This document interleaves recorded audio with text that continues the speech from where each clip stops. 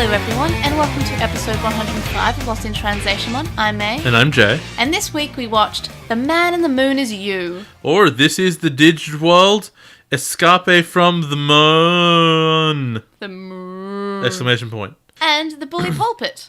Or The Chosen Ones, The Children Who Manipulate Digital Egg. Which, by the way, where was the digital egg? My one says The Chosen Children Who Control Angemon. Why did the Digimon Wiki lie to me like this? So I have written it down. The exact thing was The Boys Who Control Angemon. Okay. That was the translation of mine. Now, often I understand it's like, okay, you went one way or the other on translation. Digital Egg and Angemon are really different. I think Digimon Wiki might be wrong. Okay. Okay. So I guess but it's probably good that you didn't get that title because like you would have known about the children, I guess. This would have been more confusing but more interesting as the synopsis point. Alright, and on to DigiNews. And for this week, we got a little bit of DigiNews, and it's to do with the evolving spirits, and it's not just going to be just adventure, like we previously saw. So, we have a Diaboromon that evolves from Keramon, and an Alphamon who evolves from Dorumon, and this is shown next to some art from X-Evolution. So it's X-Evolution Dorumon. You know what series really, really needed, like, support and merch? X-Evolution. We're going to be watching that soon. Definitely not Tamers or anything anyone ever wanted to see. Yeah. A lot of people want more Tamers stuff. Definitely not V-Tamer, the only thing I care about. Yeah. Even slightly. And then we got some exciting Digimon Adventure Tri news. And Chapter 5 has a release date of September 30th. And we got a PV, which we watched, and we're not going to cover it in a special PV episode because they yell at each other. Yeah, it was 30 seconds long, and I guess we can briefly say what happens, unless you don't want to hear, and then skip it, like, I don't know, 30 seconds. Not bother. It's not interesting. But yeah, basically there's some yelling from Taichi and Yamato, and that's kind of just what... And also, Meiko is asking somebody, so you don't want to be partners anymore. And then Yamato's like, how can you just sacrifice a partner? So I'm not sure what's going to happen. You know, like, the quality of these PVs has dropped sharply. I don't know, the first PV we ever got was literally just we saw their faces. But to be fair, that's what you wanted. Yeah, good point. Whereas, like, then you move into, like, waving goodbye to Patamon, and it's like, oh, what's happening? That is intriguing. This is kids yell at Cloud. Digidestined yell at Cloud, yeah. And we also got some Atmon-related news, which is exciting. So we're getting some Atmon character songs, which Jay doesn't care about because he doesn't care about Digimon music. And there's the Atmon Academy manga, and it's getting a volume release, like the Atmon normal manga. And it's I just read this like 5 seconds before we started recording, and it was on Twitter, and it said in Japanese the 2nd of June. So I'm assuming I'm right, because that's very, very easy. So on to LostinNewsLatelymon. This is... I'm only putting under LostinNewsLatelymon because it doesn't explicitly fit under DigiNews, but Serial Experiments Lane is now available to stream on Crunchyroll. So you can now watch along with the show when we do our Lane episodes. Are you really mad that you were made to buy that DVD like a month before it came out? That was 2 or 3 months ago. Yeah, but still, we're less than a sixth of the way through the series. To answer your question, I'm a little bit mad. Slightly. So another bit of LostinNewsLatelymon is that we got a mixer, and we're actually using this for this episode, so I will cry if the quality isn't noticeably different. And we're both using individual microphones, so we're now actually sitting a meter away, and I have headphones in to listen to both of us, and Jay keeps on laughing into the microphone purposely because he knows it hurts my ears. We're like 50% of the way to being almost a bit of a legit studio, which is a long way from sitting on like little Skype gremlins with my gaming headset, and you were speaking into the Apple headphones microphone. Yeah. Disgusting. So at the moment, they're little knobs for volume. We're recording at a 7 at the moment because I think 5 was too soft and 6 was just kind of like... This is getting too technical. Okay, I have a problem with getting too technical because I like getting technical. Anyway. Technical. You want to get technical. This is what I'm going to do over you every time you do this now. I know. Okay, I won't be technical then. Every time. But also what I'm noticing so far we've been recording is that Jay's talking over me a lot. Technical. Yeah. And so we're starting with it now. We did a bit of a testing. We didn't do a testing episode. We just did some basic testing just to make sure I knew how to handle it. And I'm pretty confident. Actually, no, I'm not. I'm not confident at all, but that's just me. And so hopefully you are hearing this, and I hopefully that it doesn't die or break or something, because I probably will cry. Also, we were did an hour of banter, and Jay has a hat which is made out of a glove. I'm a glove rooster. Peacock. Don't say that into the microphone. Peacock. So yeah, I have monitoring headphones in, so I'm hearing my voice and Jay, and I can hear everything. I can hear I can probably hear God's thoughts. I can hear the music. I can hear no music, which is probably a good thing. But yeah, we spent a good time just talking, just to test things. So hopefully this is going to go as well as hopefully. That makes sense. I believe you. And on to Obnoxious Synopsis. The first episode they're watching this week is called The Man in the Moon Is You, which honestly, quite frankly, sounds like a 2005 era meme, and I don't know why. Or, this is the digital world? Escape from the moon! ! What will happen in this episode? I don't know, because we don't know. I mean, the last thing that happened was they all got hit with the wyvern breath thing. Yep. And they all just disappeared. So, by implication, they somehow end up on the moon, but I can't really work out how that would be, because even Dynasmon didn't know where they had gone. Yep. So, it's not like his attack puts people on the moon. It just so happens that they end up on the moon. Also, what moon? The moon. Does the digital world have a moon? It has 3. What? We literally saw in the Bergamon episode. Yeah, I don't look. And he's all like, the hamburger moon's a line. Yeah, I choose to forget. I drink to forget. Me too.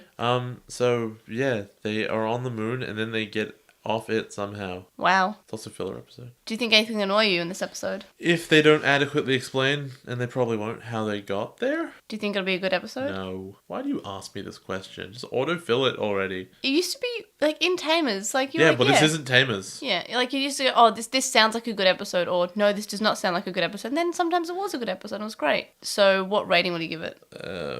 4. Wow, you used to say 5 for every episode. Now it's 4 for every episode. Yep. Where did we go wrong? Because we started watching Frontier. Good point. Well, we'll save us soon. Filler or not filler? It sounds... I mean, it only sounds fillery in the sense that, if they are on the moon now and they get off at the end.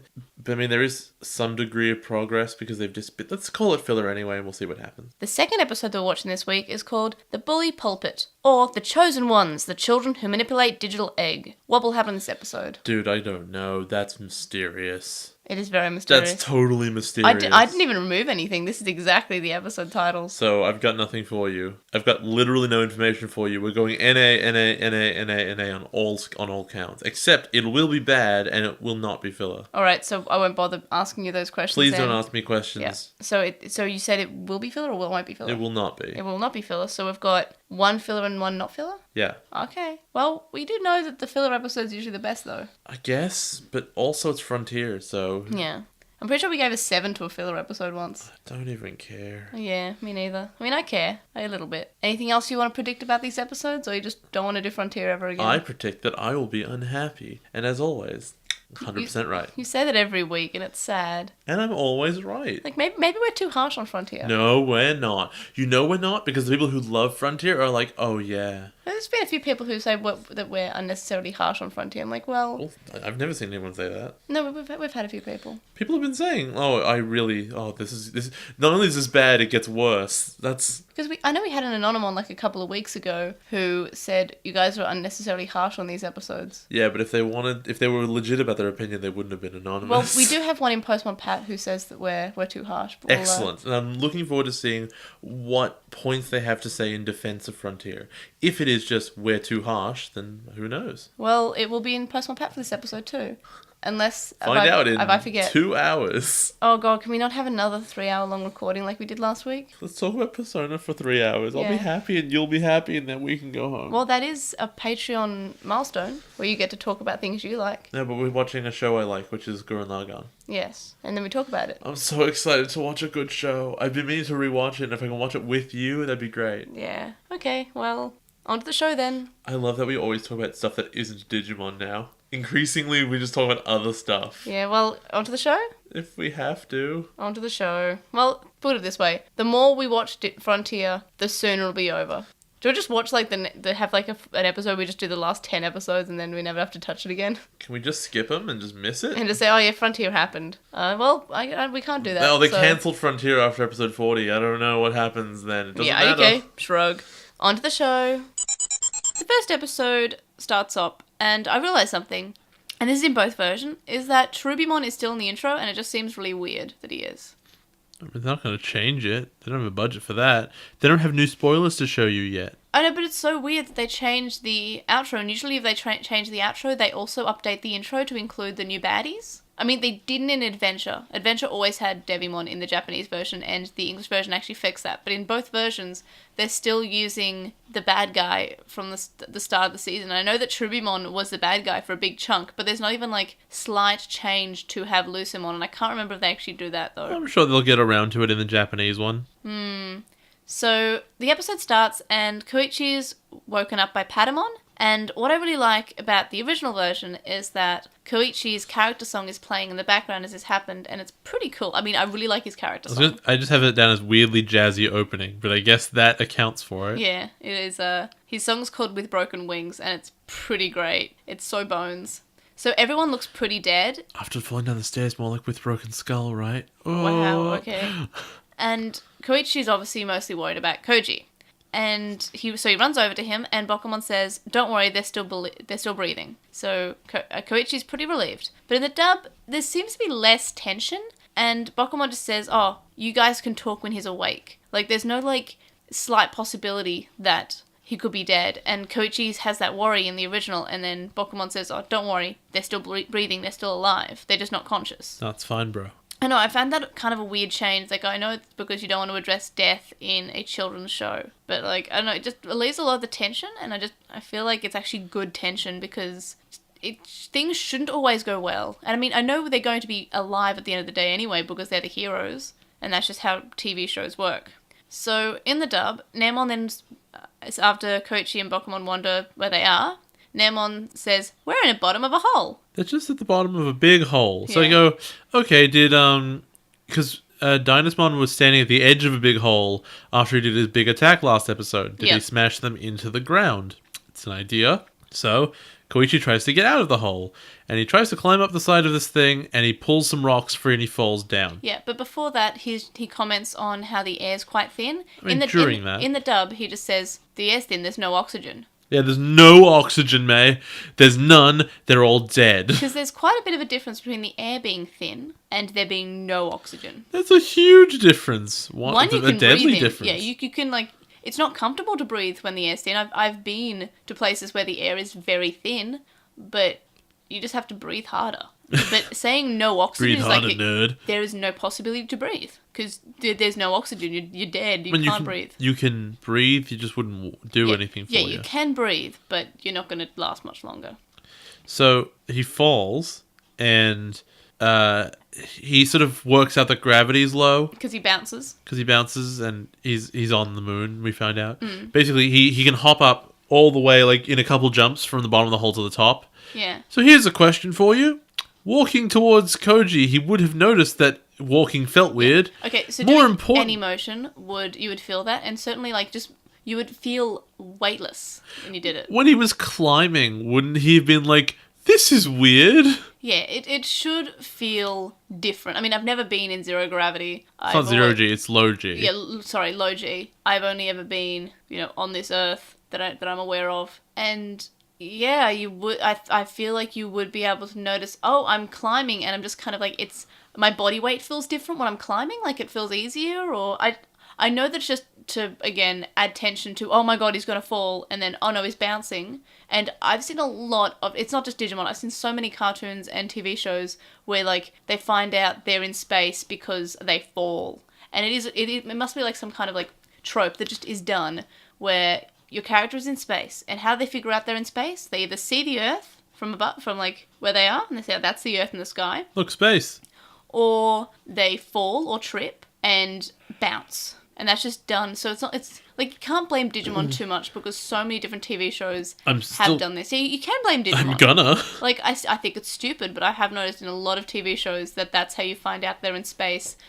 they fall off a cliff and all of a sudden they're able to bounce. Because it's to show this sort of tension of, oh my gosh, they're falling, and then they're not falling, and then you learn something. And I think it's a bit more impactful than just seeing the earth and the sky.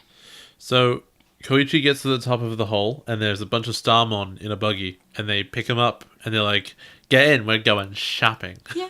Also, for a moment there, I thought, is this going to be a Koichi-focused episode? I thought that too, and I was disappointed. Is this going to be a big old filler episode? It is! Yeah.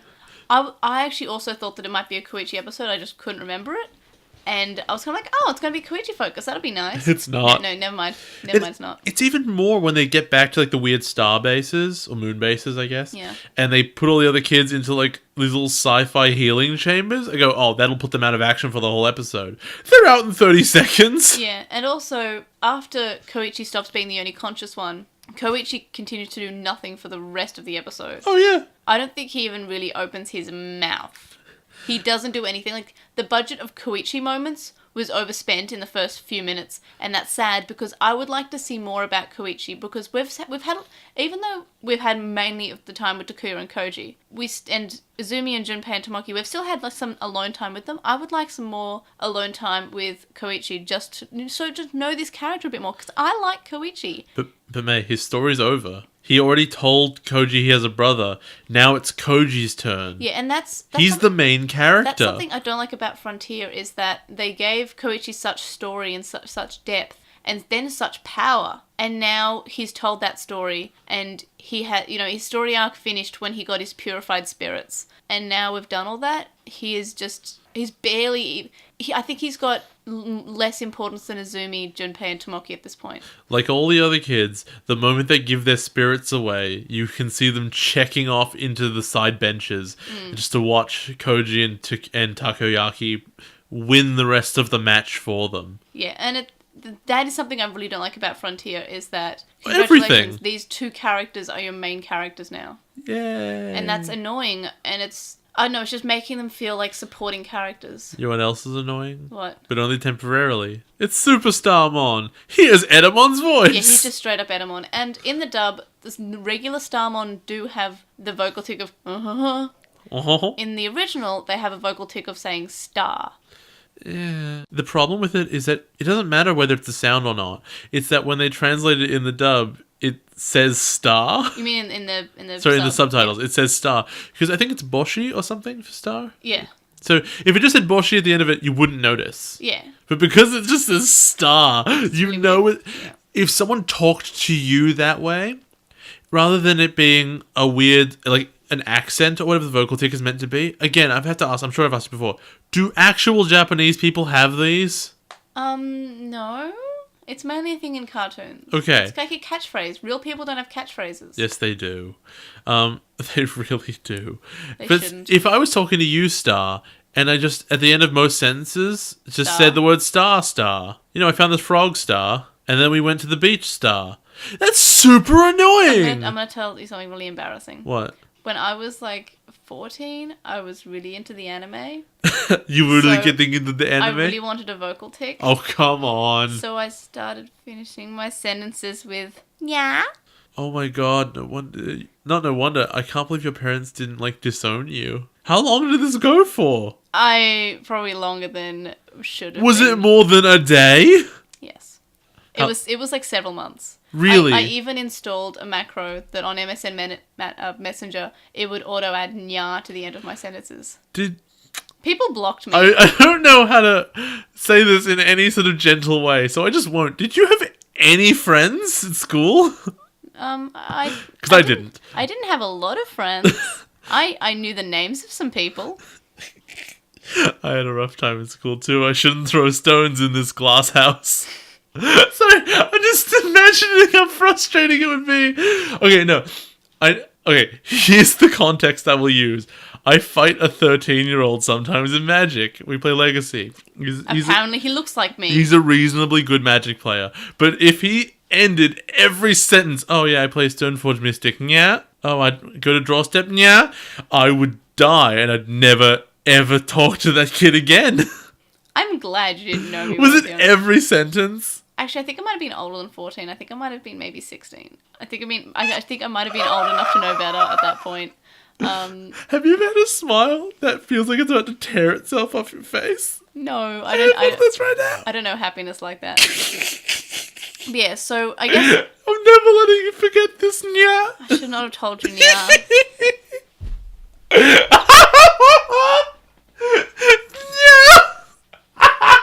I'm glad you moved away from the microphone.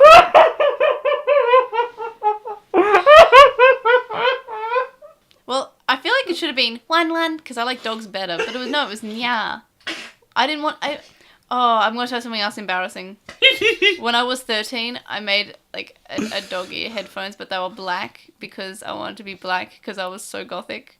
What do you mean dog ear headphones? You made them? I made a headband. I had a headband, and then I made these little felt little covers that went over, and they were kind of like ears. Okay. And I wore them, and no one bullied me for it. No one? That's the weird part. So wait, were the headphones? No, sorry, I meant headband. It was just a headband. It was just dog ear headbands. Yeah, but it was shittily made with black felt with. There's a name for people like you. Furries? No. Yep. But the thing is, nobody bullied me for it. That's the weird thing. No teachers asked me about it, and no kids because I was. They were saving it for the Nyas. I think I might have said I was a fox, but black foxes don't exist. Yes, they do. Don't they? Do they? Like no, rare. Silver ones do. I mean, like, yeah, but you can find black ones. They do exist. Oh, okay. Well, you know something new every day. But yeah, basically, there is a reason I didn't have friends. But the thing is, I'm so weird. Why didn't I get bullied about that? Like, I was bullied for having red hair, but I wasn't bullied for having wolf ears, which I think is a lot weirder. They'd already, they have a certain number of bullying stamina points. We're already all apportioned out. And then they say, no, but no one gave me hell for saying "yeah" at the end of my sentences. Are you serious? Would you if a teacher was asking a question and you put your hand up to answer, were they were like, what's 2 plus 2? And you're like, it's 4, yeah? Yeah, I did, and someone said, no, that's wrong. It's just 4. This is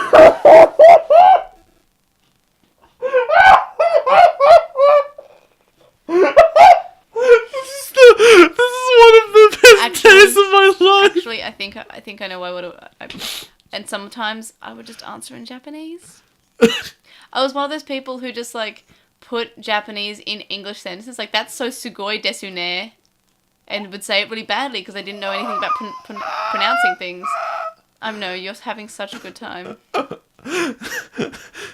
Maybe it's your birthday in a couple of days and not mine because you seem to be having the best day ever. Oh, my brain's beginning to hurt. Okay, let's continue. So, Koichi's wondering why he's the only one who's not injured. In the dub, he mentions about how he was able to bounce and Patamon doesn't understand, and then he mentions how he wasn't hurt. Jay, it's not that funny! No, say it right! What? It's not that funny, yeah!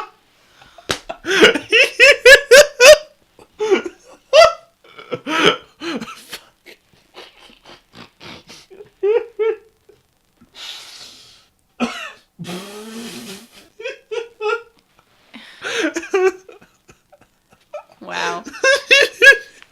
I'm so sorry, it's really funny. So the kids are all put in device beds, and Superstarmon is the captain and he's watching the world. In the dub, as we mentioned, he has an Etemon voice, and I really miss this voice. And wait, did he have a wheel that he was at because he was a captain? No, I can't remember. He was standing in front of something. No, he's watching. I don't know what he was saying, but he was watching the world, from the window. He was in front of a window. But anyway, in the dub, he also mentions fried peanut butter sandwiches. That's an Elvis thing. Yeah. Because that's who Elvis is. His Etemon's voice is Elvis. We can't... Yeah. Yeah. No, but he should have talked about his teddy bear plushie. Oh, that'd have been a good connection. I'm surprised they didn't do that. I mean, actually, no, I'm not. I'm not surprised they didn't make a good decision. So then we see what the Royal Knights are doing, and they're asking Lucimon if they've forgotten his promise, and he asks why they want to go to the real world, and they do because they want human data. In the dub, they say they want human data, but they also want to control the real world. Also, they say, but we just want to serve you, and we just want to do everything that you have to say. Like, they're really sucking up to him in the English version. Yep. Also, I don't know if you noticed this, but it was really weird. When they're looking down at the planet from the moon, whole continents will disappear all at once. Yes. But when the Royal Knights are on the planet and you see them directly, they're picking up a pothole's worth of stuff. And they're yes, into the core. Because it looks more dramatic. And also, if you just saw them picking up a plot hole from the moon, you wouldn't be able to see it. But also, no, that's a good point that you mentioned about how in the dub they're more like pleading and begging servants. In the original, they're just kind of like, we're working like alongside you, we're giving you what you want, but like we're also getting something, but like they're sort of like on equals. Yeah, we have our separate goals, but it happened to match up. Yeah, but it's not like, I don't know, like, I really like the Royal Knights. It actually makes more sense in English, because if we establish that they were not... Actually, no, but it's consistent in English, because we haven't established that in Japanese. Where if the Royal Knights were once good and separate entities, then it would make sense if they were more mind-controlled for them to be like this. But they're not. But I guess in the Japanese, that we never established that. They were just evil all the time. Yep. It seems weird to me that these ultimate level Digimon are almost being slaves to a child level Digimon. Is LostinTranslationmon a child level? Yes, LostinTranslationmon's a child level. What? Yes. You can get him in Cyberswift by evolving Tokamon, and he's a child level Digimon. This is nonsense. Yeah. I always just thought it was like an ultimate level because... No, power levels don't exist in Frontier. He is an adult level Digimon. Child level Digimon. What the hell? Because he's like the savior of he's all life. Yeah, he's a child level Digimon. Okay. Yep. It took all the legendary spirits to fight this child. So then we go back to what the kids are doing. And in the dub, I know some weird sort of audio thing. They're talking from behind glass. So I guess it's more muted. It's more muted, but that's really weird because who would be listening from the outside? The space monsters? I guess us. But I just found it really weird. But in the original, I don't believe this is present. It's true. I thought it was odd as well. Yeah. But it's the same thing as explosions in space. Also, JP mentions how the moon's not made of cheese. Which I kind of like this line. In my notes in the Japanese, because obviously they only mentioned the moon being made of cheese in English, I noticed... Sorry, I made a note when I saw the Gotsumon, I go, are they made of cheese? Yeah, also they're not Gotsumon. They're mistitled in the English version. They are not Gotsumon. They're what Gotsumon evolves into. I believe their original English name is meant to be Meteormon. They evolve into them? No, Gotsumon evolves into this one. It literally evolves and changes colour. Yes. Because for me, I thought it was like the Etemon where that looked the same. No. And were just different colours. No, they're not different. Meteormon is a perfect level, and I believe Gotsumon... No, Meteormon is an adult level, and Gotsumon is a child level. This is more confusing now. Yep. Because I'm like, I wrote it down, and you've read it, so you know. Yep. But I wrote down, these things are like the shiny Pokemon. They're like, oh, the main one's blue. So what's the shiny version? A tiny bit different blue. The dub was actually wrong and incorrectly calls them Gotsumon when they're not Gotsumon. They have a different name in the original version. I just can't remember what it is. Not like it matters. So the kids want to go back and they don't know how, so they're just going to think. In the dub, Patamon says, "Let me get into my thinking pose," and he goes, and it's so cute. I love Patamon so much. He's like one of the redeeming facts of Frontier, along with Bokamon and Naemon and Crusadermon. We should mention that right before this, Patamon says, there are no trains to the moon. Well, there's no railroads to the moon. Yeah. Okay, fine. That's gonna come up later. I know what you're saying, and no, that's not a railroad to the moon. It's just a railroad around the Earth. Which I know makes no sense, but still, we've got to assume that Patamon's not lying to us here. No, I agree that there's no way... I mean, it's probably maybe one of the other moons. Okay, that's one thing. Yeah, but it's not multiple. this moon. Except it probably isn't because they move. We know that. Still, I thought it was like a really obvious, silly thing to say until we do see the space train. Yeah, but the space train, I think, is just around the orbit of the world, not to a moon in particular. So it's like Saturn's rings, except... a monorail. It's a monorail. They're all monorails. This is more monorail. It's the same... They're all monorails. Do you forget they're all... We've talked about this. Right. They are monorails. No, they're like... They have two wheels on each... They have wheels on each side, but none of those wheels are touching the rail. It's nonsense. You're right. No, that is weird. Frontier sucks from more perspectives than you can possibly imagine. Yeah. Why would you do this to me, yeah? So Takuya says they don't have time to just think of everything, so they're all just going to try things. So they all evolve and they launch attacks into the sky and nothing happens, but in the dub, and I love this change. Sorry, can I just... Yeah? The exact wording is, let's try anything that might work. Yep. And I've written, that's a formula for filler, isn't it? Yep. Yeah, no, it is filler. I'm not going to argue that this episode isn't filler, but it's enjoyable for me. That's on you. So, in the dub, Borgmon says, well, that will take care of whatever we were shooting at.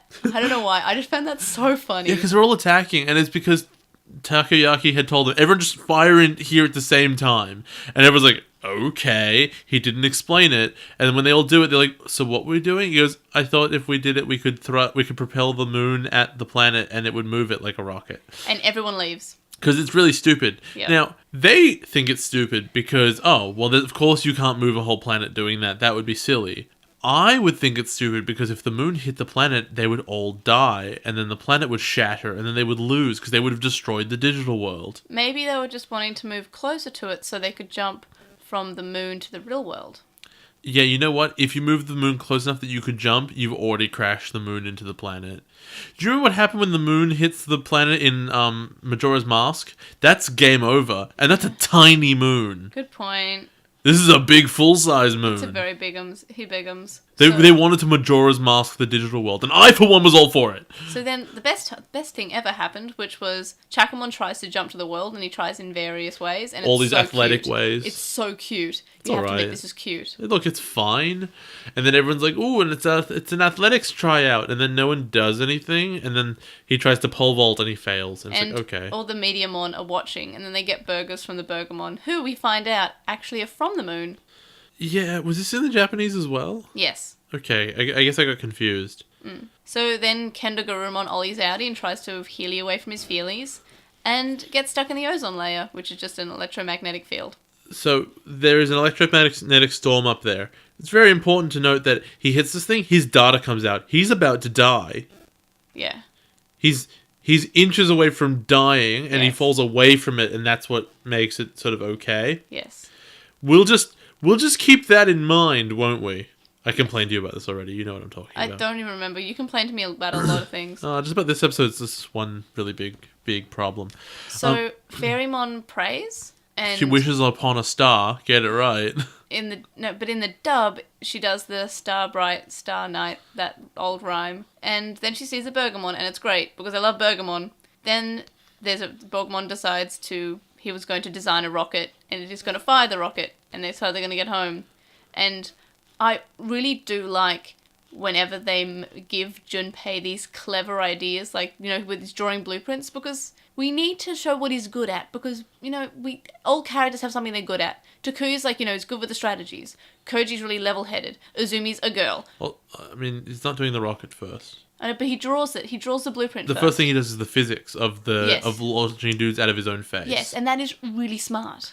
I mean, it doesn't show how too smart. I know, but it doesn't show how he would get out. But we've seen him draw designs before. No, a blueprint for how to do a boat is one thing. Theoretical physics. Yes, so I like that. Even he's a child. He doesn't know these things. Can we not have a really smart 13-year-old? What if it's child genius?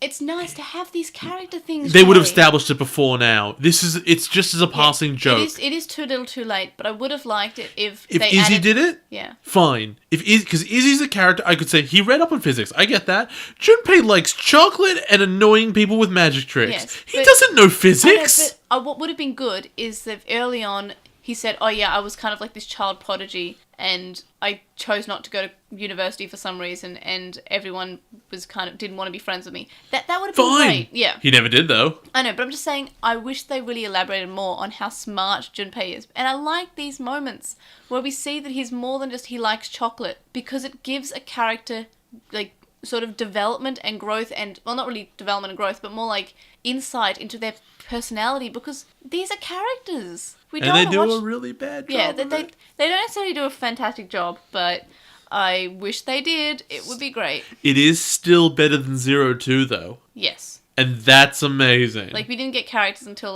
the last few episodes. With Yoli, it was literally the last episode. Yeah. It's so bad. And basically, it was a matter to, you don't actually feel like that, do you? And she's like, no, I don't. No, I've only just realized I had this problem, and now it's done. Isn't that great? So he fires a Goonimon out of his rocket, and everyone leaves because it doesn't work.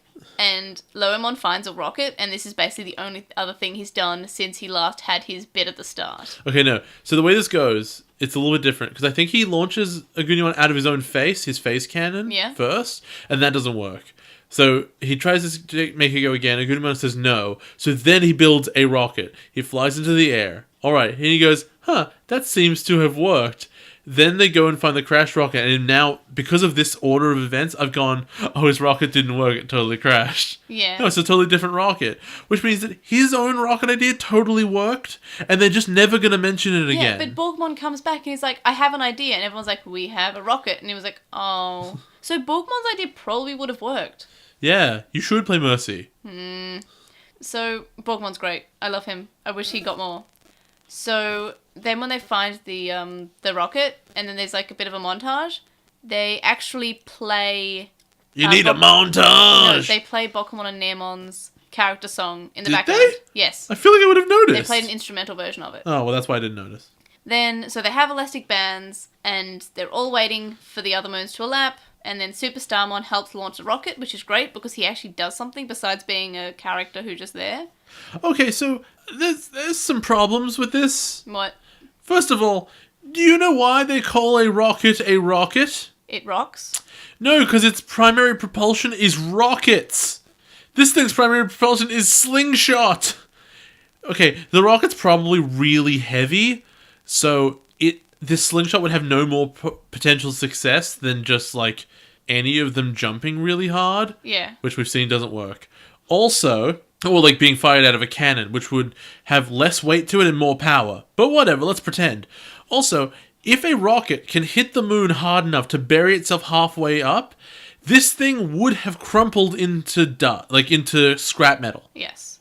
The fact that they pull it out, and they're pulling it out like it's a needle out of some cheese, it's totally intact and not damaged at all, is insane. Yeah, no, you are right. It is definitely a convenience that the rocket is working as well. Further, the rocket's made of metal, presumably. Yep. Why would it protect you from an electromagnetic storm? Yes. And also, what happens now? They fire the rocket.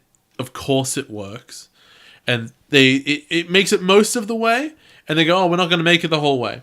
So Takuya evolves, still inside the rocket. And he's outside the rocket. And I go, well, he's much bigger and they're in a confined space. I guess he crushed everyone. He's suddenly outside the rocket. He picks up the thing and he flies them with his propulsion that he's never had before. Because he doesn't fly. But okay, whatever. You know, he's flied before. He flies them into the electromagnetic storm.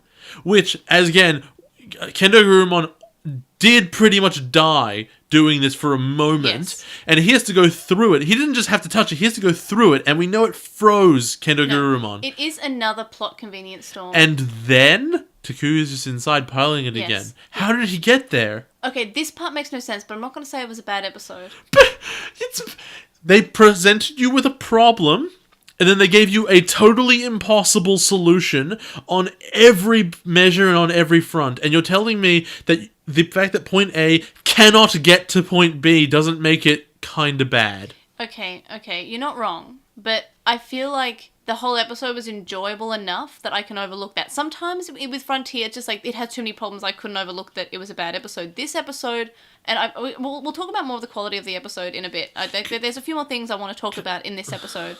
So another thing I like is that during the scene where Virtuemon is pushing the rocket, they play With the Will, but it's actually a cover that's done by all the characters. And it's actually, I prefer this version to the original version of With the Will. It's just a good song. I like it. So then they're hit by the field, and then they're all kind of like floating. In the dub, instead of silence, Bokumon asks Neomon, what are you doing? And Neomon says, standing on the ceiling. Why? And then Koji says how it could be fun, but he's sick of it already because he's so cool. Because Tommy's having a great time. So they're all floating, and in the dub, Takuya just mentions not going home in the original, but in the dub, he is commenting about how JP is looking up Zoe's skirt, which no one actually said in the original version. It was all implied with the animation, but the dub, like, they actually comment about it. Because she's super embarrassed. And then the plot puts them on a track for a Moltrailmon. This is the main problem that I noticed, is that out of all places to land, they landed on this one track around the Earth. Like, well, not Earth, the world. First of all, because they were stuck there, they had no propulsion or anything, because obviously the rocket doesn't work. Yeah. They were, again, completely dead, and the only solution the writers could come up with was, okay, you know what? There will be a track which extends all the way out to the screen, so just into space, so we don't know where it goes to. It doesn't seem to curl back towards the planet. Yeah, but they're definitely in space at the moment. They're currently in space, so it doesn't make sense for there to be a track there. And the track is like 30 centimeters wide. Yes. It's impossible. Yes. It's absolutely impossible. So she pushes them back, and then they're watching Dynasmon and LordKnightmon eat the Earth. The Oith. And then the episode ends. What do you think of this episode as someone who's new to Digimon? Oh, it's so bad. I liked it. Oh, it's so bad. It's just, it's writers going, we need to make an episode, what do we do? And it's even worse, because the only reason this episode exists is because they didn't know how to get them out of a fight with the Royal Knights. Yes, and they had an extra episode. They said the Royal Knights need to win to show that they're strong because they're new, but we don't know how to make them win and the kids not die. Do you think Dynasmon knows his attack sends people to the moon? No, I think it's meant to obliterate. It makes no sense how it teleported them to the moon. I guess, no, it does. They don't actually say. Like, no, I would have thought Koichi or Junpei, being the smarter characters of the group, would have asked, how did that happen? No one ever goes into it. I know. I would have felt like that could have needed an explanation out of everything. The only thing I can imagine is that from Dynasmon's perspective, he thinks his attack is the most powerful attack ever because everyone he hits it with disappears. And no one can get back to the digital world from the moon. So everyone he's ever hit with the attack has just lived there. I didn't think of that, but what if that was actually right? That would be really funny, but they're never going to say that. No, I don't think they do. I think that's much more clever than anything in Frontier. That's actually really clever. Yeah, he's just like, well, I've never seen them ever again. He's like, no, they've always been totally obliterated. No, they're on the moon. Maybe the attack it spatially displaces people. And that would be really funny. But I think that it's just, again, it's something that I never say to any other show. It's too clever for this show. Also, it's really weird that there's oxygen on the moon. I mean, I guess it's the digital world, but it's still a weird. digital moon. What rating did you give this episode? I don't know. It's like a 4. Oh, that's sad. I gave it an 8. So this episode, it's just a lot of nonsense is the problem. So here's what I would say. You're sitting at home in Tokyo, right? Yes. And there is a massive earthquake. Okay? And the building you're in falls down, and you are knocked unconscious, and you wake up in a forest. There are no forests around where you live. Yes. Okay, well, how about... Well, you gotta walk home. And so you're pretty sure that you walk for a couple hours and you find a really, really wide river. And you say, I'm pretty sure on the other side of this river I'd be able to get home. Like, there's a big stretch of forest still, but I'm pretty sure I could make it. So you spend, I don't know, a whole day trying everything you can think of, and you try to jump across, it doesn't work, and you manage to struggle back. You cut down a tree and it tries to fall over and it doesn't make it, so you can't. You try to hop over debris, it doesn't work. And then the camera cuts away, and all of a sudden you're on the other side. Okay, I see your point. And then, you don't even make it all the way home, a helicopter just descends through the trees. And the blades don't get damaged or anything by hitting the trees, because they would. It just sits there in front of you and goes, hi, we're here to pick you up. Right, so your argument is that this episode doesn't make sense, so it's not good. I would say the absurdity of everything that happens in it. And look, it's Digimon. Everything is absurd already. They're getting hamburgers on the moon. But the base level, what is happening, makes so little sense. I've said this a bunch of times, and this is probably the worst one ever for it. I shouldn't see the Lego blocks of the writers trying to make things work. I shouldn't have to see this. See, and as I said earlier, I did find this episode enjoyable enough to still enjoy it, despite the fact that a few aspects of it didn't make sense. And the thing is, they could have easily fixed the aspects that didn't make sense by explaining them.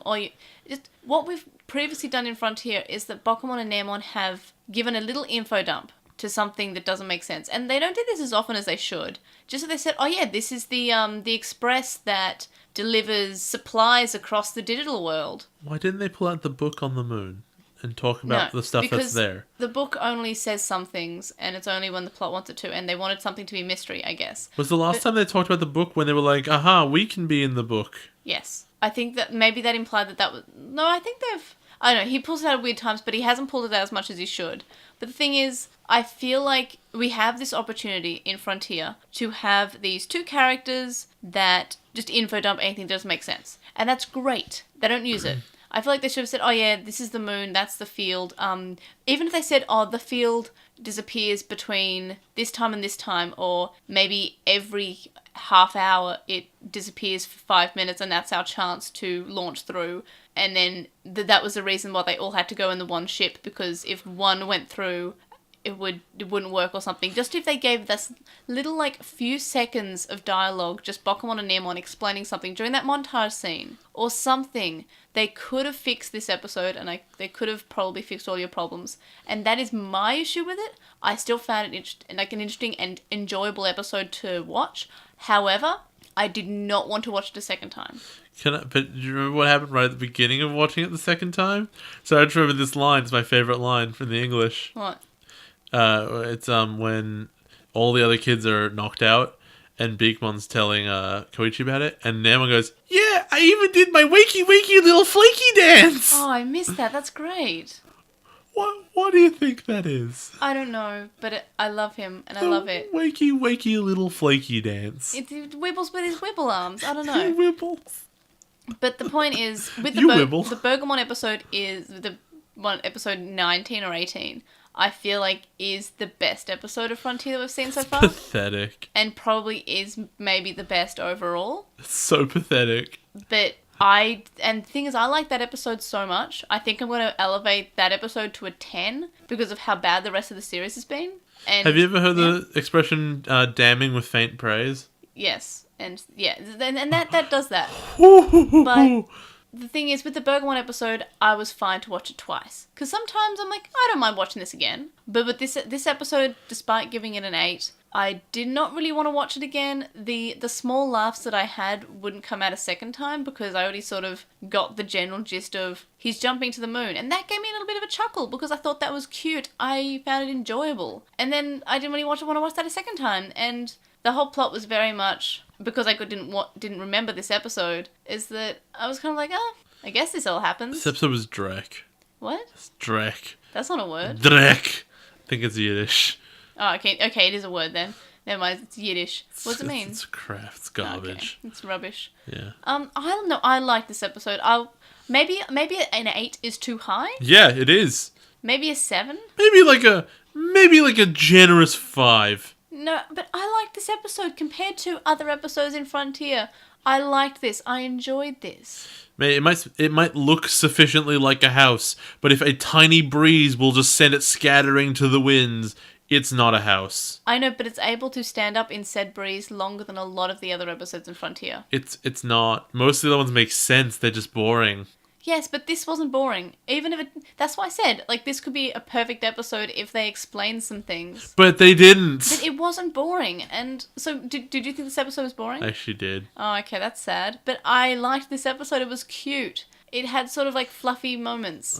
Let's just move on. Episode 40, the boys who control Angemon, but not a digital egg. And how did this episode compare to what you thought in the box? I don't even know, and I don't care. I can't see your notes anymore, so I don't know what I said. So you said that they will somehow end up on the moon. That's true. Right. That did happen. But they will escape the moon, having learned and accomplished very little. Yeah, I called that exactly. And you said that it would annoy you if nobody cared that they were on the moon. That's exactly what happened. And you thought it would be a 4. You said it wouldn't be a good episode, and you said it'd be filler. You got everything right. Oh, it's been a long time since I've had 100%. Yeah. Oh, that's point by point perfect. And it's not like sometimes I guess it right, and it's like, I called the first 5 minutes of an episode, then the rest of it I couldn't have possibly got. I called this word for word the whole thing. That's sick. What was the major difference that you noticed? Having learned very little. I'm hilarious. The biggest difference, I mean, Etemon was really distracting for this sort of thing. Oh, I didn't think that was that big. I thought I know it's just distracting. The thing for me was the Royal Knights and their relationship with Digimon, clearly. And how they also want to control the world instead of just they want to eat some people. Yeah. Which I feel like ruling the world's like a generic thing. Eating people, like, it's kind of like, that's a bit dark. Usually you want to eat and also rule the world. They just want to eat. They're like, humans, that's what's for dinner. But what I thought was a big difference was the scene with Koichi and how in the original he basically thinks they're dead, and Bokumon says, "Oh, they're not dead." But in the dub, that's removed. I think in both, I was just hoping too much. You were hoping too much for Frontier? No, for them to be dead. Oh. Any other differences? No. I mean, there's a bunch. Obviously, like Wakey Wakey Little Flaky, the Moon Cheese. I feel like the Burgermon, there's a specific wording they use where they go, the Burgermon on the planet, they moved there in the English only. Like, in Japanese, they immigrated. In Japanese, they just go, oh yeah, no, there are some there, and they're different. No, that's immigrated. In the Japanese version, no. They said they moved there. So the second episode that we watched starts off with Royal Knights eating the world, as per usual. And they look at their next job, and they say, oh, that's going to be bothersome. In the dub, Crusadermon says that everything is beautiful. And basically, she says beautiful like 5 times per sentence. Which in the original, he just says, this is beautiful, or that's beautiful, but he doesn't say it as often in the English version, who just says it basically all too many times. You don't need a character if you can just say catchphrases. And Dynasmon just says that he wants to scan everything there, but they don't mention anything being bothersome, but having watched the episode, I don't know what they're actually talking about will be bothersome. There's no, unless, I'm not sure. If they knew about the kids, they would say that's great, but they don't know about the kids. So why is it bothersome? It might actually answer my question. And again, I might be overthinking this in favor of the writers. Overthinking it. But my question was, why would LordKnightmon need to cut down all these buildings to absorb the data when they're pulling up whole continents? But one might argue that it's like, I mean, the continents thing might just be for visual effect, since they're obviously taking chunks out. Oh, it is. So thus, one might argue that it's like you have to cut up pieces of a steak to eat it. Like, it's too much all at once. Their compression can only get a couple of megabytes. I think all of this is for visual effect, though. It's to make them look strong. I mean, it's pretty to watch, at least. Except that, like, if you were to see some bad guys knock down buildings in New York City or whatever in a movie, you go, oh, I get that because I understand human suffering.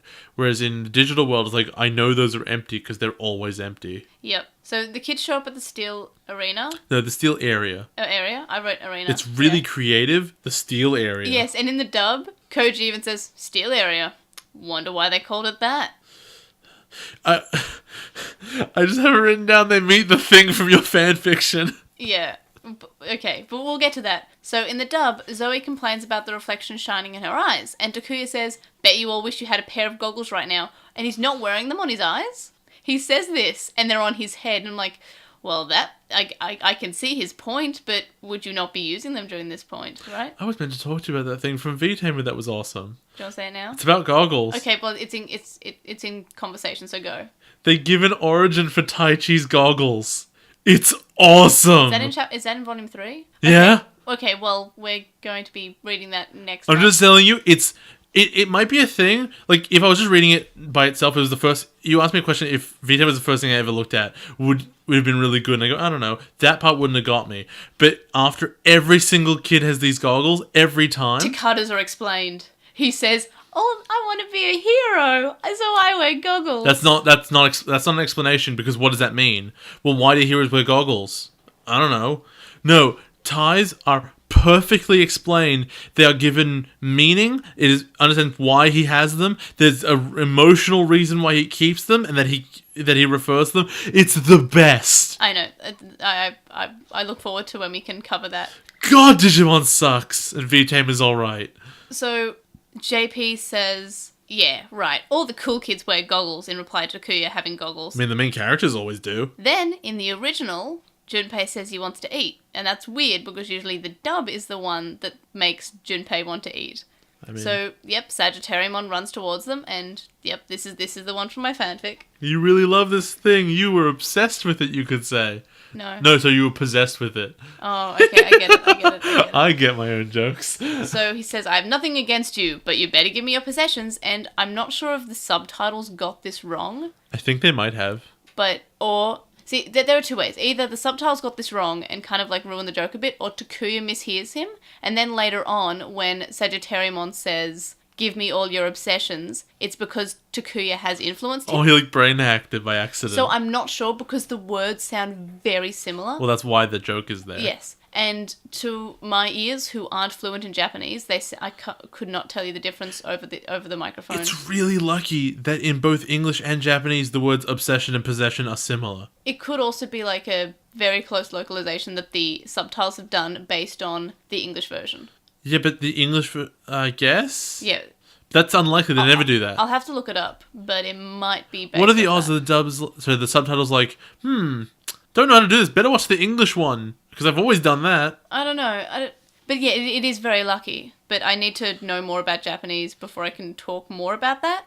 But it's kind of weird because I'm not actually sure if the subtitles are wrong and made him say possessions, or if Takuya misheard him and he didn't actually misspeak. Sorry, I just had a nightmare in my head. You had to watch more Frontier? No, the worst version of Digimon that could ever exist, which is you transcribe the English script and then you put that down as the subtitles. You can actually do that with Digimon Adventure Try, the dub DVD that just came out. But it's not the localization is probably exact. Yeah, I think it might be. But like, imagine it cuts. You're staring off into space during those silent bits they randomly shove words into, and you're just seeing like this text at the bottom of people saying, not benign. Oh, I don't know what the meaningless. Yeah, it's meaningless crap, and just everything that's said is awful, and it's really stupid. Well, here's an idea. We could do that. We could do that with at least the first episode, and we could show. You're gonna do it? And no. I'm just saying, like, just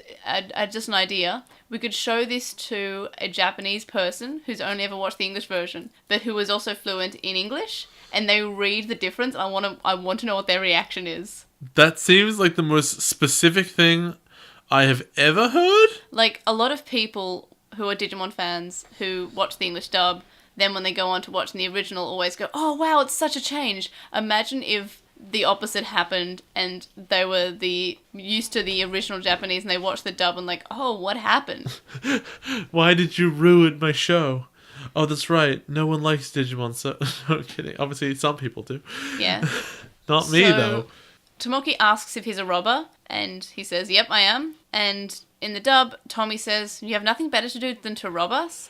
And then JP says that he's really dumb and not really intimidating because he can't speak properly. Sorry, I'm just like, if you're getting mugged, who says, "What, you're going to steal from me? What, are you bored?" What sort of defense is that? Yeah. And then Takuya asks if he's working for the Royal Knights. In the dub, they all just think he's too pathetic to be with the Royal Knights, so they don't really address that. Which I find is an interesting change. They go from thinking, "Hey, you with Royal Knights?" to, "He can't possibly be with the Royal Knights." And the guy doesn't know who they are, which, I mean, in the English, it sort of seemed like people knew who they were beforehand. Yeah, and especially Barrymore says, "But the Royal Knights are good guys." So I feel like it's something that is common knowledge, maybe. It's probably in the book if they were to read it. Yeah. But it's another stuck together page. Probably. But the funniest part of this episode, and my favorite part of the whole thing, is this big giant centaur with a weapon, a deadly weapon, has come up and said, "I'm robbing you." And the kids all huddle up and are like, don't know. Guys, I think we should, I don't think we should care about this. I think it's because they've just previously fought an ultimate level Digimon and then 2 ultimate level Digimons. Oh, no. For sure, there's a reason, like, obviously they should be confident they can all evolve and kick its ass. But I think it's really, really funny, like, the visual of them all being like, it's like, "Oh, yeah, Robert, we'll just be over here. Do you mind? I don't care." Yeah, and yeah, you're right. I also like that bit. So some other kids show up and tell him to go away before he gets hurt, and in the dub, Bokumon comments that maybe these are chosen children too. So weird the first time we've seen other kids. So weird. And then Tomoki sees him, and that he sees that these are the bullies that pushed him onto the train, and that these are his tormentors basically. And we find out these kids have Angemon, and he fights Sagittariumon, and Sagittariumon flees. Then the kids recognize Tomoki. Then they say that they got onto another train when they went to the digital world. Then they all arrived at the forest terminal and were told to go home with all these other kids that were there. And all the other kids went home except for these 4. And are you happy? You said that you wanted to find out what happened to the other kids, but you don't. You said that there'd be no chance that Frontier would do it. You have to like this part. This is what you wanted to happen. Okay, you can't tell me I have to like anything. It's pretty lame. You have to appreciate it. Yeah, they sure covered it. I mean, 39 episodes later, 38, I guess. Yeah. They covered it in probably the lamest way they possibly could have. They all arrived, and then they all left. Also, there were easily, like, maybe 100 kids. how could only 4 choose to stay behind? Like, I'm pretty sure these kids would say, nah, want to stay here. Why can't I go? Also, they all got to the forest terminal really easily, but it took the kids, for us, like, 20 episodes to manage it. Well, it was because otherwise they would bump into all these kids that were there. Oh, yeah, well, also, you can take trains directly there, guys. Yeah. Did you know that? Also, why weren't the main characters put on this train that sent them directly to the forest terminal? Because that was the first goal. Yeah, no, they had... because the fire spirit was at the other one, right? Gotcha. Yeah, the plot. Oh, right, no, gotcha. The plot, sorry.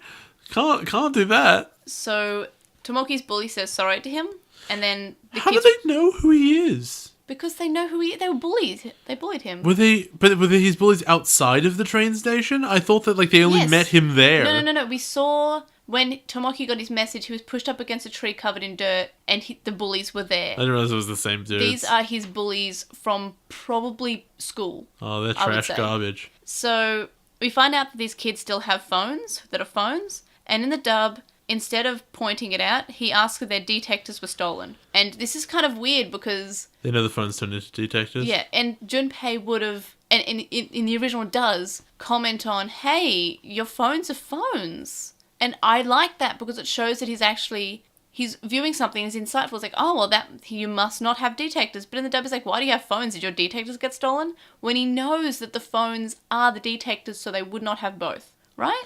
Yeah, and they go, we stopped getting messages from Ophanimon. I guess they knew who the messages were from. Did they say the word Ophanimon? Oh, I guess Angemon would have told them. I guess so. Because he's a servant to Ophanimon. I think what's interesting about this episode, and what makes it interesting and what kind of makes it quite bad because of how it ends up. Yeah. Is that they don't tell these new kids that they can evolve into Digimon, which leads to a lot of funny conclusions, and then also the plot going really stupid. But the funniest thing is they look at Beakmon and Tormon and go, your Digimon, they look pretty crap. Unless they're volunteering to take out the rubbish. Yeah. I just want to talk about the English voice actors for a second. You mean those voice actors we know? Katsuharu in the dub is voiced by Kazu, and it's funny because he kind of just looks like Kazu because he's got the same sort of hairstyle. Teppei is Taichi, which is really jarring to hear. Oof. Because, again, we've previously had Tomoki's older brother being Taichi, and who wasn't necessarily nice to Tomoki. I know when we first covered this episode, I thought that it was being reasonable, but that was on the basis that he was 15. Having found out that he's from university, he's being not too nice. Yeah, when you hear Tai's voice, you just think, yes, bullies children. Yeah, like, it's just kind of weird, and maybe it's because... we knew him as Taichi, and the voice isn't really different from Taichi. So he's just this horrible, almost serial killer, psychopath child who is quite scary. And is just given Taichi's voice, and it's really weird. And then Chiaki, who's the girl, is Yoli. And then the Takato lookalike, whose name is Terudo, and his voice is Daisuke. I hate him. And it's really weird because it's just Daisuke. I hate him so much. Yeah, it's not even like, you can't even say it's anything else. It's just Daisuke. Also, he looks so much like Takato, it's weird. Because Teppei reminds me of what a cross between Kenta and Kazu would look like. Yeah, it does. So, there's this weird moment where Takuya's about to talk about how they can evolve and how that's not actually their Digimon. Yeah. And then Koji turns, his mouth doesn't move. He's telepathic, apparently. He just communicates with psychic powers. Yeah, this was really weird because...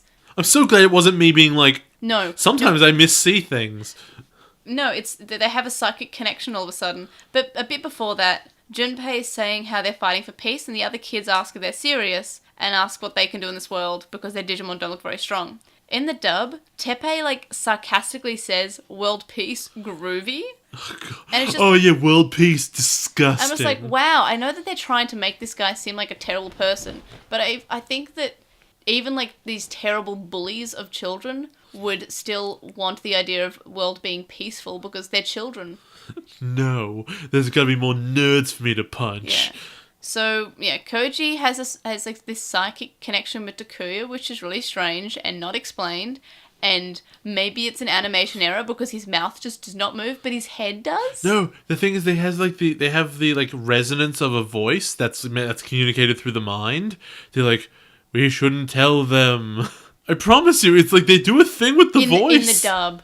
They don't in the original. It is. I think the dub tries to fix the possible animation error by making it sound like he's having like a flashback to something Koji has said previously, even though he would not have a chance to. But in the original, I feel like they just forgot to animate the mouth flaps. Also, this decision is baffling because there's no actual reason for them to not tell them. Okay, I have a reason. Yeah. I think it's because they're trying to protect them from this unnecessary thing. They don't want to get them involved because they are innocents. They're just children. They're already involved. They're going around fighting with this Angemon. Yes, but I feel like they don't want them to get any more involved because they just want them to go home and not to know about anything because they don't have to know. Okay, but you have to recognize that not only does this decision cause more harm than it does any good, it's obvious that it would. Giving them this sense that you guys are now defenseless puts pressure on them because they have the Angemon to protect you? Why would you ever do that? Okay, I do see your point, and you just killed Cherubimon. You'll be fine. I know. I feel like they are trying to consider the kids and sort of saying they don't need to know this. They're not relevant to this. They should just go home. We don't need to tell them anything, which I know sounds silly because they should be told like reasons, like your life is in danger. There are these two people who just want to eat things. And like once the kids are told about the Royal Knights, they instantly think out the Digidestined, I'm going to call them. They think they're liars because, well, you know, it can't be that dangerous. You've been going around with these trash Digimon. The consequences of this decision were instantly obvious. Right. They should have just said, well, we can become strong Digimon. And I know that the fact that they didn't tell them is because it makes it more meaningful later on when they actually see this bit. I guess they could have just said, your lies, and walked off, and then said, oh, no, you were telling the truth. But the end part does make them seem like shocked because they see it. Yeah. You know why? Because the bullies couldn't have bullied Tommy if they knew he could become a Digimon. That too. That could not have happened, and they needed that to happen. So the entire episode is based around that. And that means the timing of the fight at the end is based on this. And that means the Royal Knights getting these kids at the end is based on this decision. Yes. This decision is so stupid and so unnecessary. It's the same thing as the last one. I'm seeing the Lego blocks of your story, and I shouldn't be seeing it. Okay, I see a point, but I hate this episode. So Koichi tells them to go home, and the kids say, we don't need to, we have Angemon. So in the dub, then when the kids leave, there's an added line for Katsuharu, who's just Kazu, and I think I just call him Kazu in my notes. So his voice says, you know, I'm not actually sorry for picking on you. Yeah, what an asshole.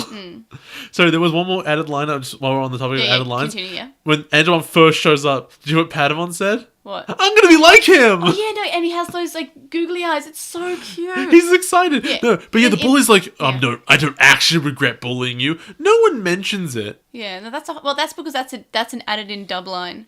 But they can add in all their dub lines whenever they want. Yeah. Like, Takuya would be like, wait, what was he talking about? Like, no one has any concern for this child. Yeah. So Angemon stays behind and explains to the kids that he is to serve a Fanimon and he's protecting the other kids for a Fanimon, and he's been trying to convince them to go home. Then Bokumon says Takuya should understand, and then Koji says, what would you do if you were just told you were useless and told to go home? And here's the point where I get a little bit upset. Because how many times have we met a character in this show who just says, you can go home now? There's a difference. I'll grant the show this. The difference is the kids were never told that they were useless. They were told, this isn't necessarily your fight. If you don't want to, then you can go home. Whereas these kids have told the new kids, you shouldn't be here. You're going to die because you can't really defend yourself for realsies. Now, that's a more antagonistic statement. That's much less easy to digest, and there is a right and a wrong answer out of that. Whereas in the other one, there is no wrong answer. Right. I mean, to be fair, if I was in the digital world and someone said go home, I'd be like, no? I would say yes, because it's very dangerous. Life worth lived. If I die in the digital world, life worth lived. I mean... I'd have an Angemon friend. He'd be my new boyfriend. Not soon. Oh, no. No. I want to just talk about the thing that happens. Okay. I don't remember. You don't have to mask it with spoilers. He dies. Like no, not that. Oh. There's a line. I don't remember who says it. It's afterwards when they call the new kids cowards. It's the most damning thing that anyone's ever said in Digimon, because it like actively is derogatory to all other Digidestin that have ever existed. And what's that? You guys are cowards hiding behind your Digimon. Yeah, no, that line. Yeah, you're right. And it's like, yeah, take that, Tai. Hiding behind your Greymon. I mean, what a coward. I mean, when he was walking alongside Greymon holding out his Digivice, he wasn't really hiding behind him. You don't deserve the tag of courage because you're a coward with your Digimon. Yeah. You're not really fighting. I mean, it is a take that to all the other seasons where we've had characters hiding behind their Digimon. But to be fair, this is the last time they ever do evolving without Digimon. With every other season of Digimon, they have Digimon partner at least, or partners. Yeah, it's just this one season. But it feels like the scriptwriters being like, yeah, our kids are so much better than all those other kids. Look, because what these kids have, I mean, I know there's 4-to-1 Digimon, but they have just the setup that all other Digimon seasons have. It's the kids with a partner Digimon. Yep. And it feels so weird and distant seeing it like this again. But it's like, okay, it's because it's been a while. No, these kids are like, no, you guys suck for doing it this way. Oh, yeah. And then something I found really interesting happens. Angemon comments that these kids have been with him for half a year. So that means that this series has gone for about 6 months. Yeah, I can believe that. In character, like that's how long they've been there. I'm not shocked. And they haven't changed clothes.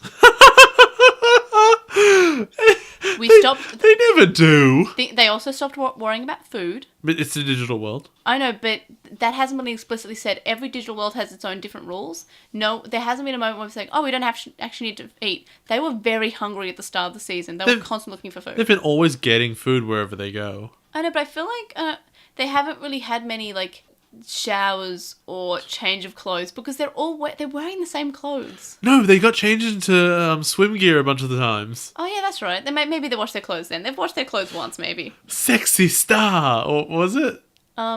Sexy Dynamite. Sexy Dynamite.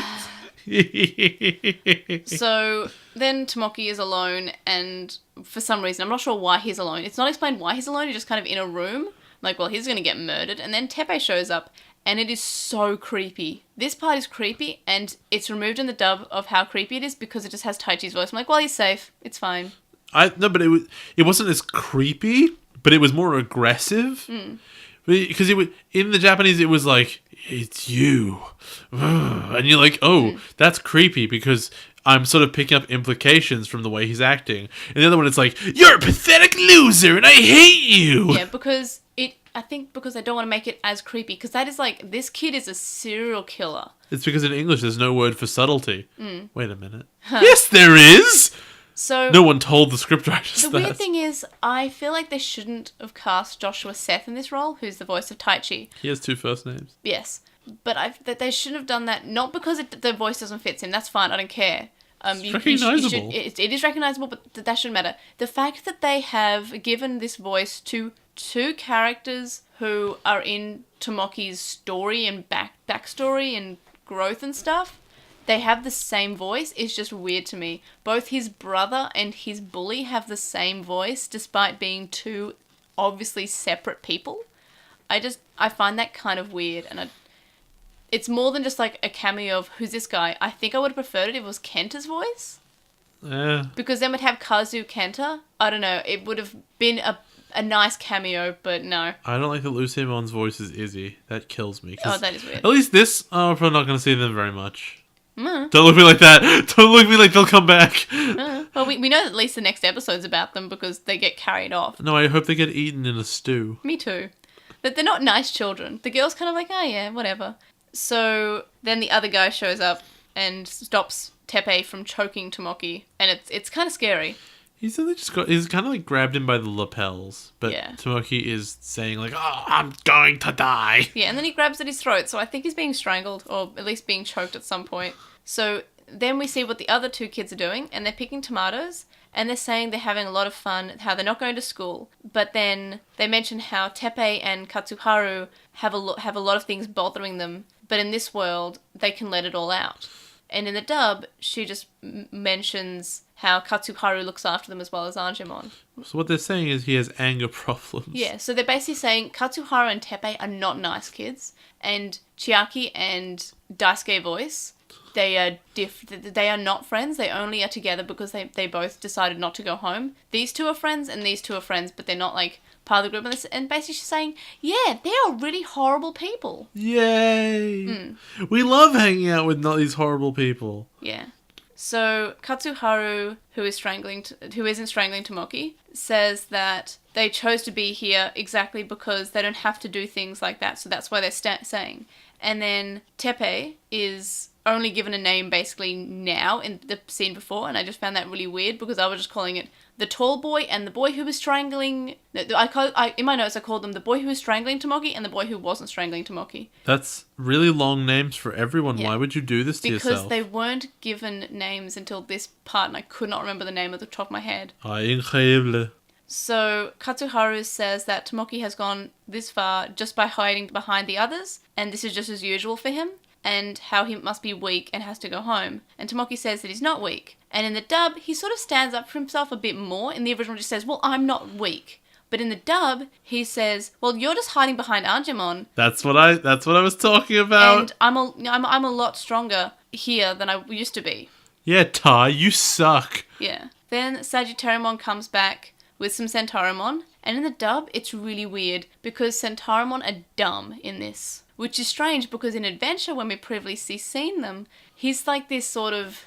He's an info dump character. Also, he like all the other cross mask faces are like sort of their the holy beast, yeah. Not the holy beast. That's poor wording, but they are the holy. They have like religious elements to them, and based on like the big old Digivice religion. But yeah, it goes to show that with Digimon, what they really like to do is all Digimon are just shapes. Yes. To be filled with whatever you want. Effectively. And in the original, they don't really speak much. They're more like, they're lackeys, but they don't really speak, and that's fine. They're just showing them that they are just beasts. But to give them, like, dumb voices in the English dub, I just find is quite strange. So Sagittariumon says obsessions, not possessions. Angemon says that he'll fight them. Katsuharu says the other kids should just watch because Angemon's strong. But then there's another group who charge the kids while Angemon has his hands full. And Teppei falls over and asks for Katsuharu to help, but Tomoki saves him. Tomoki probably shouldn't have saved him. I agree. I mean, he doesn't deserve to be saved. He's proven like this kid is a kid who probably would grow up to like torture animals and then possibly grow up to torturing people. I mean, maybe become an abusive partner. Maybe even committing crimes in the future. This kid does not have a good start. Thanks, Minority Report. I think the bad characters in Frontier are Koji's dad and Teppei. I think Teppei's actually Koji's long lost brother. Oh my god! What if Teppei is actually Koji's dad? God. So the true identity of Koji's dad is revealed. This entire scene.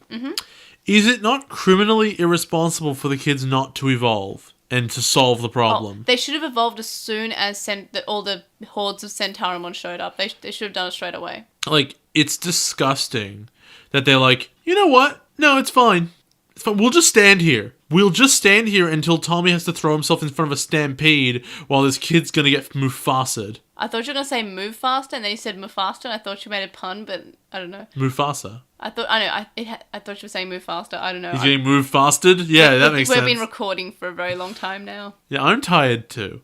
So, Tomoki Beast Spirit evolves, and the other kids evolve too, but they become their human spirits instead of their beast spirits, I guess to sort of make Tomoki look stronger, because we've seen the beast is maybe stronger than adult, maybe, I don't know.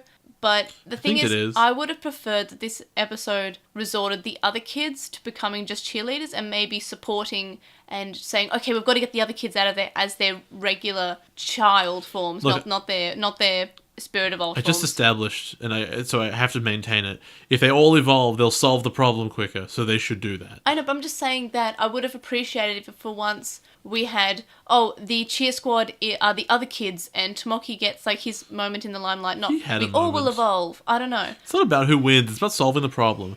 Moreover, I love him though. I wish they had sort of gone into it more, because it's the only really good thing about this is the imagination of what it would be like to be the kids who are just normal. Yeah. And we've never really seen that before. We don't give that much character development or growth or backstory or whatever to kids that aren't the chosen, but we get story here. I just mean like the earth-shattering moment that from what the outside perspective of it looks like, where you're a normal kid and you've been going in the digital world and you've been there for 6 months and you think, okay, the way you solve problems is you have a Digimon with you and they fight for you. And that's a traditional Digimon way of doing things. And then they just see these kids here transform into Digimon.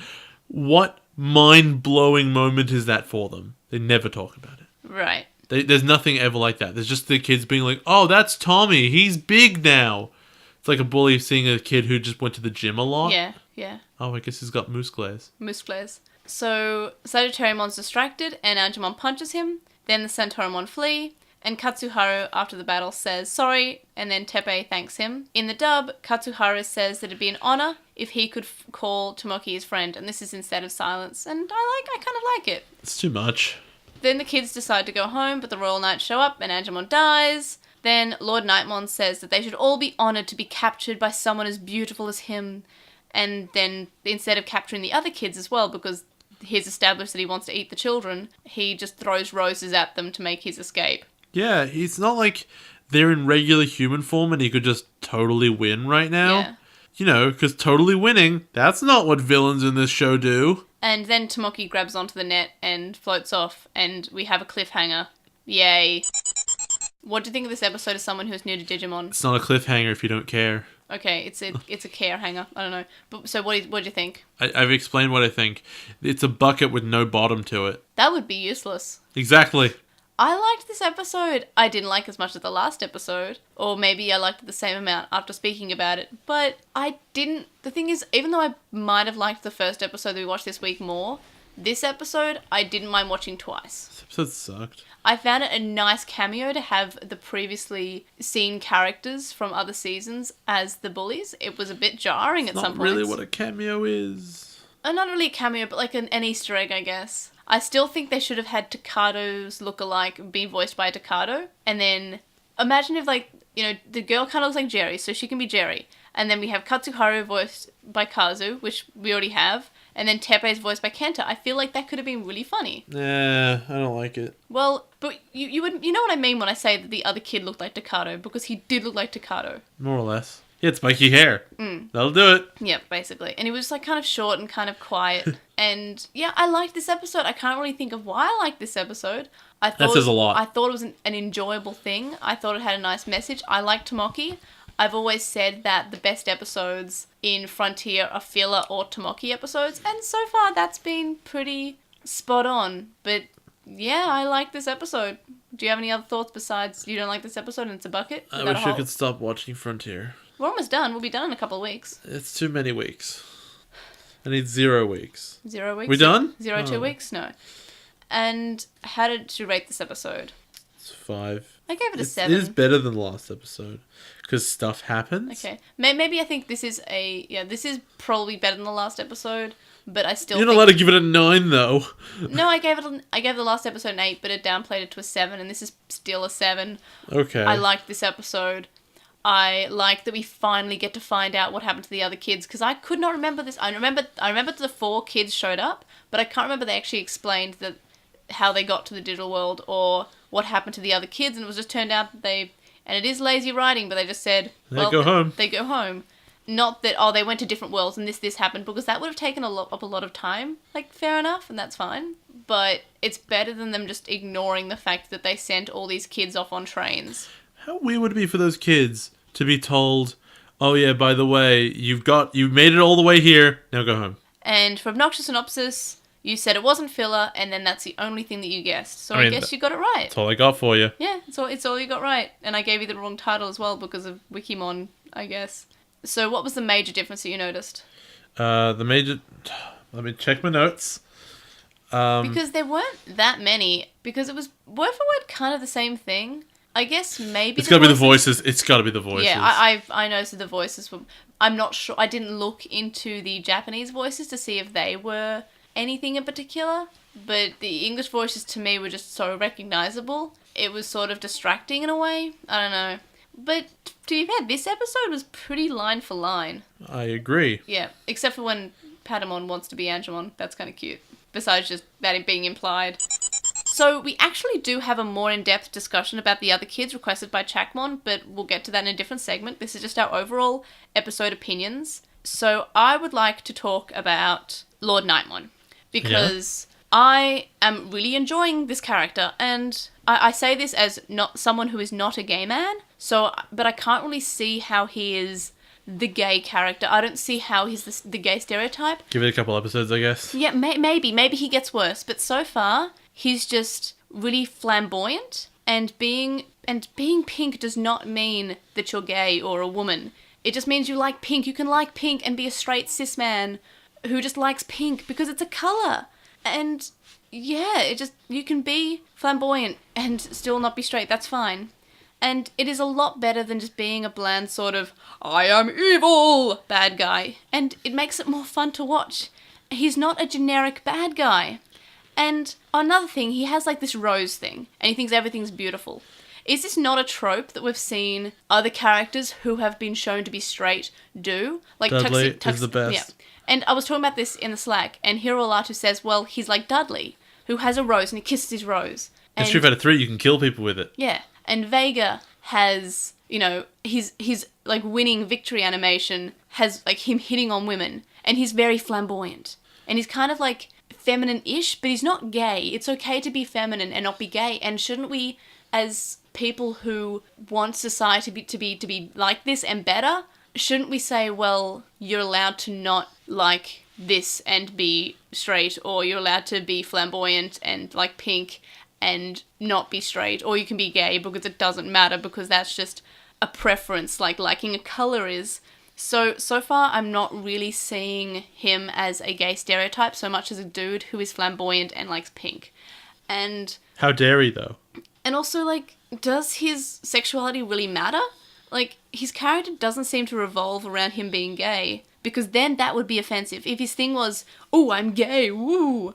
And we've seen in other media how the Japanese culture views gay people, and they usually have them as shirtless, muscly, like, with weird, like, slick back hair, and hitting on guys, very obviously, and a kind of they basically see them as, and this is wrong and offensive, they see them as predators. And that's what a lot of Japanese media has shown to me. I could be wrong.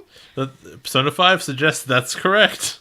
And the thing is, LordKnightmon hasn't said, I'm particularly interested in, eating the male's data.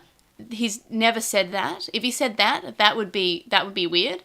But the fact he's just not discriminating on whose data he wants to eat, then that's fine. So far, I'm not really seeing the gay stereotype. I'm kind of enjoying his character. I mean, we have gayer characters in the Digimon franchise. We have Haru, who I cannot say that Haru is straight because he loves Yujin too much, and it's very sweet. We have Mimi. It's innocent, I tell you. Mimi and Tri is not straight, hopefully. Yeah, fair enough. The way, she touches up on women, it's great. But no, she's gayer than LordKnightmon. Are you sure? Miyako in 02 is gayer than LordKnightmon. LordKnightmon's not having fantasies about being with Dynasmon. If LordKnightmon was gay... Oh, that was funny. Would he not be hitting on Dynasmon? Would he not be saying, oh, Dynasmon, you're so strong. I'm just beautiful. They could be brothers. Not said. Well, they said they could be. He doesn't... So far, we haven't seen him hitting on any male characters. I have heard that he does. But so far, I feel like they would... If this was his character, they would make him doing it from the get-go. But, as I've said, I haven't seen Frontier in Japanese before. So this is, a new viewing for me. But so far, I'm actually really liking him. I'm finding him a lot more interesting than an evil bad guy, the devil. That's generic. I feel like the longer we talk about this, if it does go downhill, we're going to find this section really embarrassing. Yes, and then we'll talk about it again then. And I intend to talk about it as my opinion changes. Also, you talked about it last episode about this much detail and saying the same stuff. I know, but I'm just saying that it was more we've only seen him for one episode, so we can't tell. But so far, I've established more thoughts on him. And I don't think he's a gay stereotype. I think he's a flamboyant man and his sexuality doesn't matter and he is wearing pink. Do you have any thoughts about this? That's about right. That's how I feel. Okay, and you like Vega and Dudley? I hate Vega, actually. Not as a character, I hate fighting him because he does weird stuff I can't read. Yeah. But I love Dudley. He's great. Rolling Thunder! So that was basically my discussion. I hope you enjoyed my discussion. I'm good. My screenshot of the week this week was when Bokemon, Namon, and Patamon put their seatbelts on, and it looks so like in one big seatbelt. It's so cute, and Patamon's like, "Yeah, we're gonna go in a rocket. It's gonna be great." It's so cute. What was your screenshot? Mine was Patamon putting on his thinking face. It's very serious. Patamon is like our most popular character that we give to screenshot. We don't have a Terriermon. Patamon is the Terriermon this time. Yay. But Bokemon, Namon, and Patamon are like making Frontier a lot more enjoyable than it is. Okay, no, Bokemon is the Terriermon and Patamon is Coolamon. Oh, yeah, you're right. Because we did do Coolamon a few times.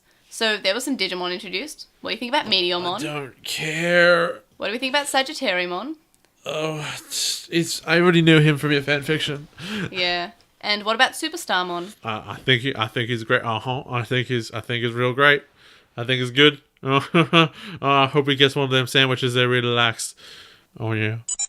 For our Patreon suggested topic, this was asked by Chakmon a couple of weeks ago, but I wanted to put it with the episode where we meet the other kids so we can talk about it. And it was originally a Rumble Arena, but I kind of I digivolved this to a topic because Chakmon is of that level. So basically Chakmon wanted us to talk about how the other spirits, what would happen if they went to humans. And the reason I'm putting in this episode is that there have been a few fan theories on the internet saying, what if those dark spirits were meant to go to these 4 characters? Because there were 4 spirits to 4 characters. And I just want to talk about this a bit. That would have been a really good idea. In fact, there's one girl. It would have worked out. Yeah, it would have worked perfectly. Like, we give Ranamon to the girl, and then because I keep on going to call her Chisai, as in our patron supporter Chisai. And then it goes like this, okay? There's like the tall one, that's Mercurymon. There's the short one, that's Grumblemon. And there's the other guy who's quiet. He gives advice. He's Woodmon. He's Arbamon. Done. Okay. That's the whole set. They all match. I would have said that Tepe was Mercurymon because he's kind of like the leader one. No, he's just the most angry of them. You're right. He's Grottomon. He's Grottomon. And then, Katsuharu can be Mercurymon because, you're right, he's more thoughtful. Their characters sort of match up. Yep. Jeez. Oh, no. Why didn't they do this? It's really simple. And I've always kind of liked this, but never actually thought about it. I was like, oh, well, there's 4, and there's 4 spirits. It's kind of a coincidence. No, their characters would have been so good. Like, imagine if... Otherwise, their characters would have been so good. What's one of them? Oh, yeah, she's the girl. Yeah, okay. We would have had the girl version 2... And we don't really get much of a character for her. But imagine if the kids just said, oh, don't go home. We have these extra spirits for you. And then their phones become detectors or something. I don't know.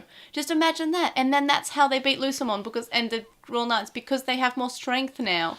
And then maybe the writers become good and we get more, we get some comprehensive plot. You know that couldn't work because you have more strength by them all combining into the one Digimon. Yeah, well, the 2 Digimon. Yeah. Yeah. But, I don't know, I would have liked that. I would have really liked that. And I always sort of thought of it as, a fan theory or, a small rumour. Or that it was meant to happen or whatever. But I never actually thought about it as an actual thing. And now I think about it, why didn't this happen? They could have done this so easily. This could have been, this nice moment. And then Tomoki has... this sort of maybe some issues with them because they're still kind of terrible people. You don't just become good people that quickly.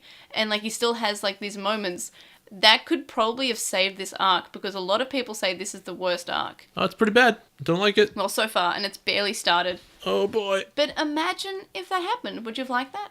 I guess. It's hard to say how I would have felt about things that didn't happen. I know, but so you can't even picture it. I don't know. It's still Digimon. I don't like it. On the other side, what if these spirits had gone to children, but the kids had just killed them and scanned their data? What if the kids had just died? Yes, the kids that were, also inside the spirits. Because we don't really find out if they were humans or if they were Digimon. We just find out that they were there. What if they were just other kids that were sent home? Or sent to the digital world to be sent home? I think it'd be too weird. If they're doing pretty dark. Yeah, no, but it's dark for darkness's sake. It doesn't contribute anything to the story. I don't think the kids would say, "Oh, we shouldn't have done that." I think they'd go, "Oh, that sucked," and then that would. There's no depth to that. I would have liked it. Well, but I'd be interested to hear about how other people think that because it's always something that I've sort of read on the internet that people wanted that to happen, but until today I hadn't thought about it, and now I really am sad it didn't happen. Because it could have. Like, imagine they say, oh, now we need the extra power. It's great. There's no extra power to be gained by having more kids around, because they're all just going to stand on the sidelines while the two real main characters go at it. Yeah. And then when Takuya gets stuffed full of 20 spirits for the end, then even Koji's going to be on the sidelines. Man, you think that's going to happen? Probably. How much hope do you have for this season, dude? None. I haven't had any for like 20 episodes. So for Postmon Pat, first of all, our weekly poll was, what do you prefer, LordKnightmon or Crusadermon or Dynasmon? And we only had 13 votes for this poll, and it turns out that 9 people are wrong, and that 9 people thought that Dynasmon was better, which is clearly wrong. I love LordKnightmon. I think I actually prefer him in the original version when he's a boy, because it's nice to have this flamboyant pink dude who is very strong, and he's not like, oh, pink is weak. He's very strong. And while it is nice to have a woman who is strong, I don't know, I feel like, oh, it was a man, and we can't have a man wearing pink, we have to have a woman. I find that is more of a problem than not having a strong female character. As much as it is good to have a strong female character, it's just sort of, what's wrong with a dude liking pink? Like, isn't that kind of strange? Like, is there something wrong? Are we saying that pink is a girly colour that men can't have? What are we saying about girly? Does girly mean weak? Well, it's still pink, and pink is, like, he is very strong. But, so, yeah, I voted for LordKnightmon and Jay. What did you prefer? I'm just saying it's a good thing that the LostinTranslationmon weekly polls are not, it's not a democracy here. Yeah, LordKnightmon's obviously better. Yeah, so I guess including Jay's vote, that means 5-9. It's not a democracy, we still win. Which is wrong. So we had some comments. We have Anime Guy, who says that he really enjoys the designs of the less shown Royal Knights. But out of the 2 shown, Dynasmon's a great design, since it does look like an actual creature wearing armour, rather than Crusadermon, who just looks like an alive suit of armour. Like, well, both are fine options like if something's royal, but all the Royal Knights in general look very different from each other. SP says that both designs are really good. LordKnightmon is a bit more futuristic, and I love the helmet, while Dynasmon is a dragon knight of sorts. Maybe that's why they're matched against Magna Garurumon and Kaiser Greymon respectively. I didn't think of that. So that was an interesting little tidbit. And we got some messages. The first one's on With the Will from McGann, who says that they're growing softer to Frontier compared to their initial feelings. They weren't expecting much, but also it's childish, simplistic, and nonsensical, and it evokes a Namiya dream, dreamlike tone. You mean Narnia? Oh, sorry, I can't read that apparently. Yeah, Narnia. A Narnia sort of dreamlike tone that runs on emotional logic rather than writing. Well, it's got to run on something, because boy, does it not run on writing. And Frontier does have positives. The kids have backstories. Okay, it's like saying a car has wheels. We should expect that. It's not a positive. It's just that 02 didn't have that. The digital world, which we've been over this before, I don't agree. I think that it's a crutch. There's a fun side to the characters. Okay, characters should be entertaining. I agree. I don't think that this show has done a good job of that, though. And it suffers from bad story structure and pacing, which are both endemic things to an entire show. I think you're sort of apples and oranges there of minor positives to major problems. But I don't know, that's my personal opinion, and hopefully the opinion of more people who listen to the show. We got one from Jay Ukyo, who says that the latest podcast episode was really terrible. What happened? What do you mean? Of us? Yeah, our last podcast episode was terrible. Why would we put this on here? He explains. I didn't have any insights beyond... Okay, do we read hate mail on the show now? Well, Jay Ukyo does write in every week, and I think it would be fair to read all types of mail. It's not necessarily hate mail. If something's bad, like, you say things that are bad, then you can still enjoy. That's true. They would appreciate me complaining less. I don't think this is an episode you're going to enjoy, unfortunately. Covering V-Tamer during Frontier coverage is sad, although it's making V-Tamer look better. Better than it is. I don't agree. And it's not being an effective critical analysis. Okay, maybe I'm letting my boredom with this show get in the way of being directly critically and analytical about it. That's totally possible, but that should be reflective on the quality of the show, because I'm really not enjoying it. And V-Tamer is good, and a lot of people like V-Tamer, so it's not like we're wrong saying V-Tamer is good. And I think V-Tamer is good, and I'm not hating Frontier. I'm saying it's not as good as it could be. It's not as good as Tamers, but Frontier's not terrible. I'm still enjoying it. And I'm also enjoying V-Tamer, but I also do like Digimon anything, so who cares what I have to say? They'll say it's really interesting that Jogress gets used by a bad guy in instead of the hero in V-Tamer. And I agree. It's really cool to see the bad guy having the upper hand, not in just being a higher level Digimon, but like being a human kid who has like Digivice advantages and evolution advantages that the other kid not only doesn't have, but probably will never have. Yeah. We got one from Shadow Shinji, who says that they feel like one of the only people who enjoys and appreciate Frontier for the way it is. That's actually not true. We get tons of people who enjoy it, and that's not a problem. I'm not out here telling people to not enjoy Frontier if you really enjoy it. But I'm also here to say that I don't enjoy it. And I hope that I'm clear about my reasons why. If I'm not doing a good job of that, I guess I should be welcoming over those letters. Constructive criticism is what it is. Yeah. They said that most of the flaws pointed out are also in Adventure 02 and Tamers. I think that might be a question of ratios. With media, it a lot of the time comes down to personal opinion. I'm not going to pretend that's not the case. I actually replied to this basically after we got it, so I guess Sunday last week, so 5 days ago now, I think. And I can't remember what I said, but I basically made connections between things that Adventure does and Adventure 02 does as opposed to what Frontier does. And basically my main point was the fact that those seasons have the two, big main characters, your Tai and your Matt, your Davis and your Ken, your Takuya and your Koji, and we have them evolving higher.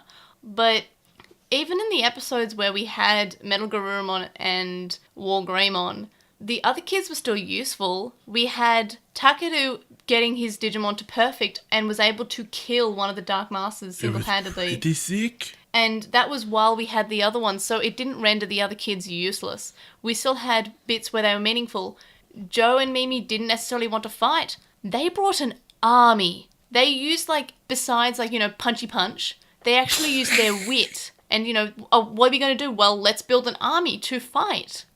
They actually were useful. And even in 02, when they were fighting the Demon Corps, Sylphimon was still able to kill Lady Devimon, and we still had the best episode of 02 in that arc.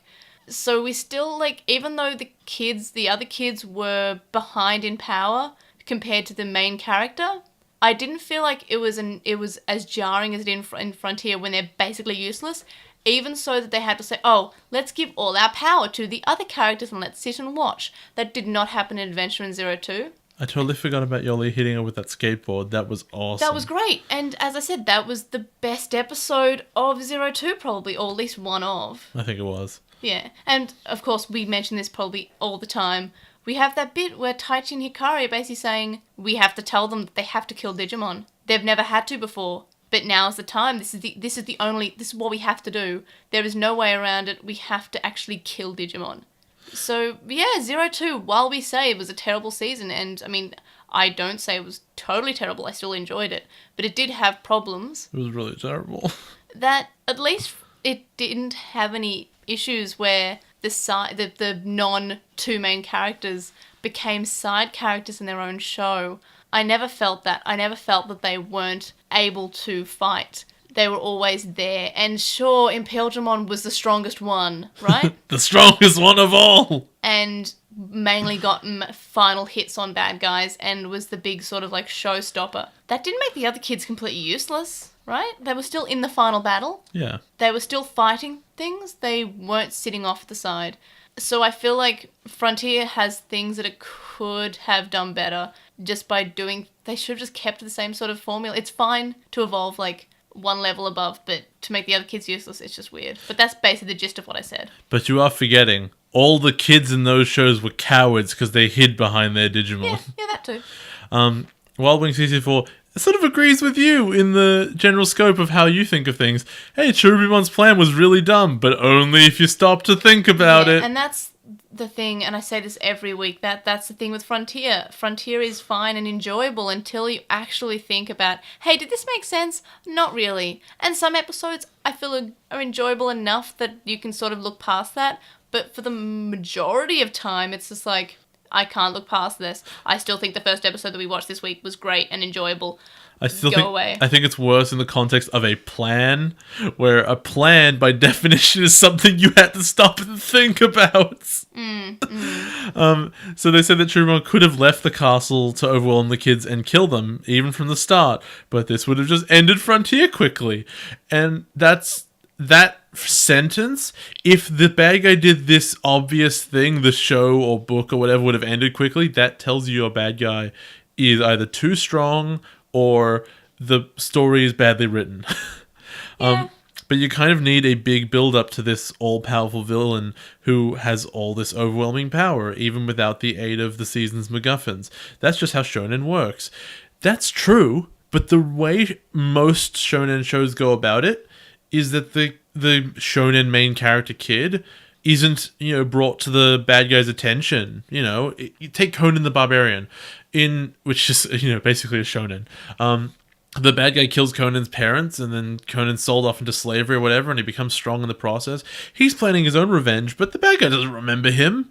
In the Street Fighter movies, which were all terrible, but I want to give it as an example, because that's where the line, "For me, it was Tuesday!" M. Bison, killed, Chun-Li's whole hometown, but he doesn't remember who she is, because the bad guys are so big and powerful and important, they don't know who the kids are. The bad guy knew who these kids were the whole time. He had every reason to think, you know what, I think these are the problem. They have the spirits, I should go out and do something about it. He had people reporting back to him on a reasonable basis all the time. There were no factors that protected these kids except laziness.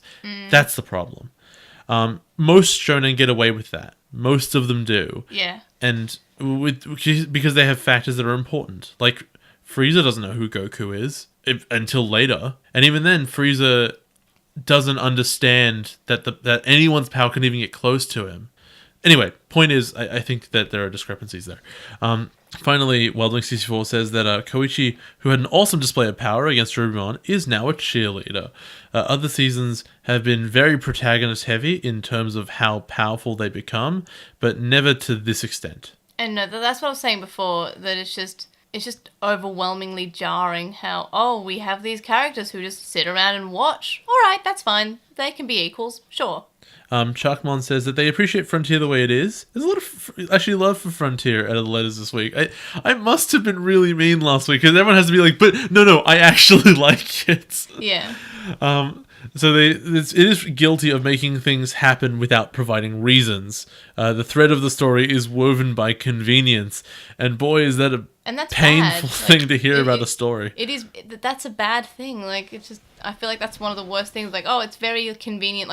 This works because this happened in the plot. Yeah, I'm trying to think.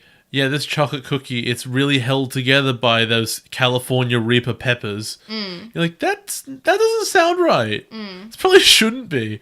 What's enjoyable about Frontier is the filler episodes, which there aren't very many of. Yeah. And they're also the good episodes. And the journeys to places, which I guess is all of it. Yeah. As well as the animation style and settings. I guess I haven't noticed the animation style so much. Maybe that's me.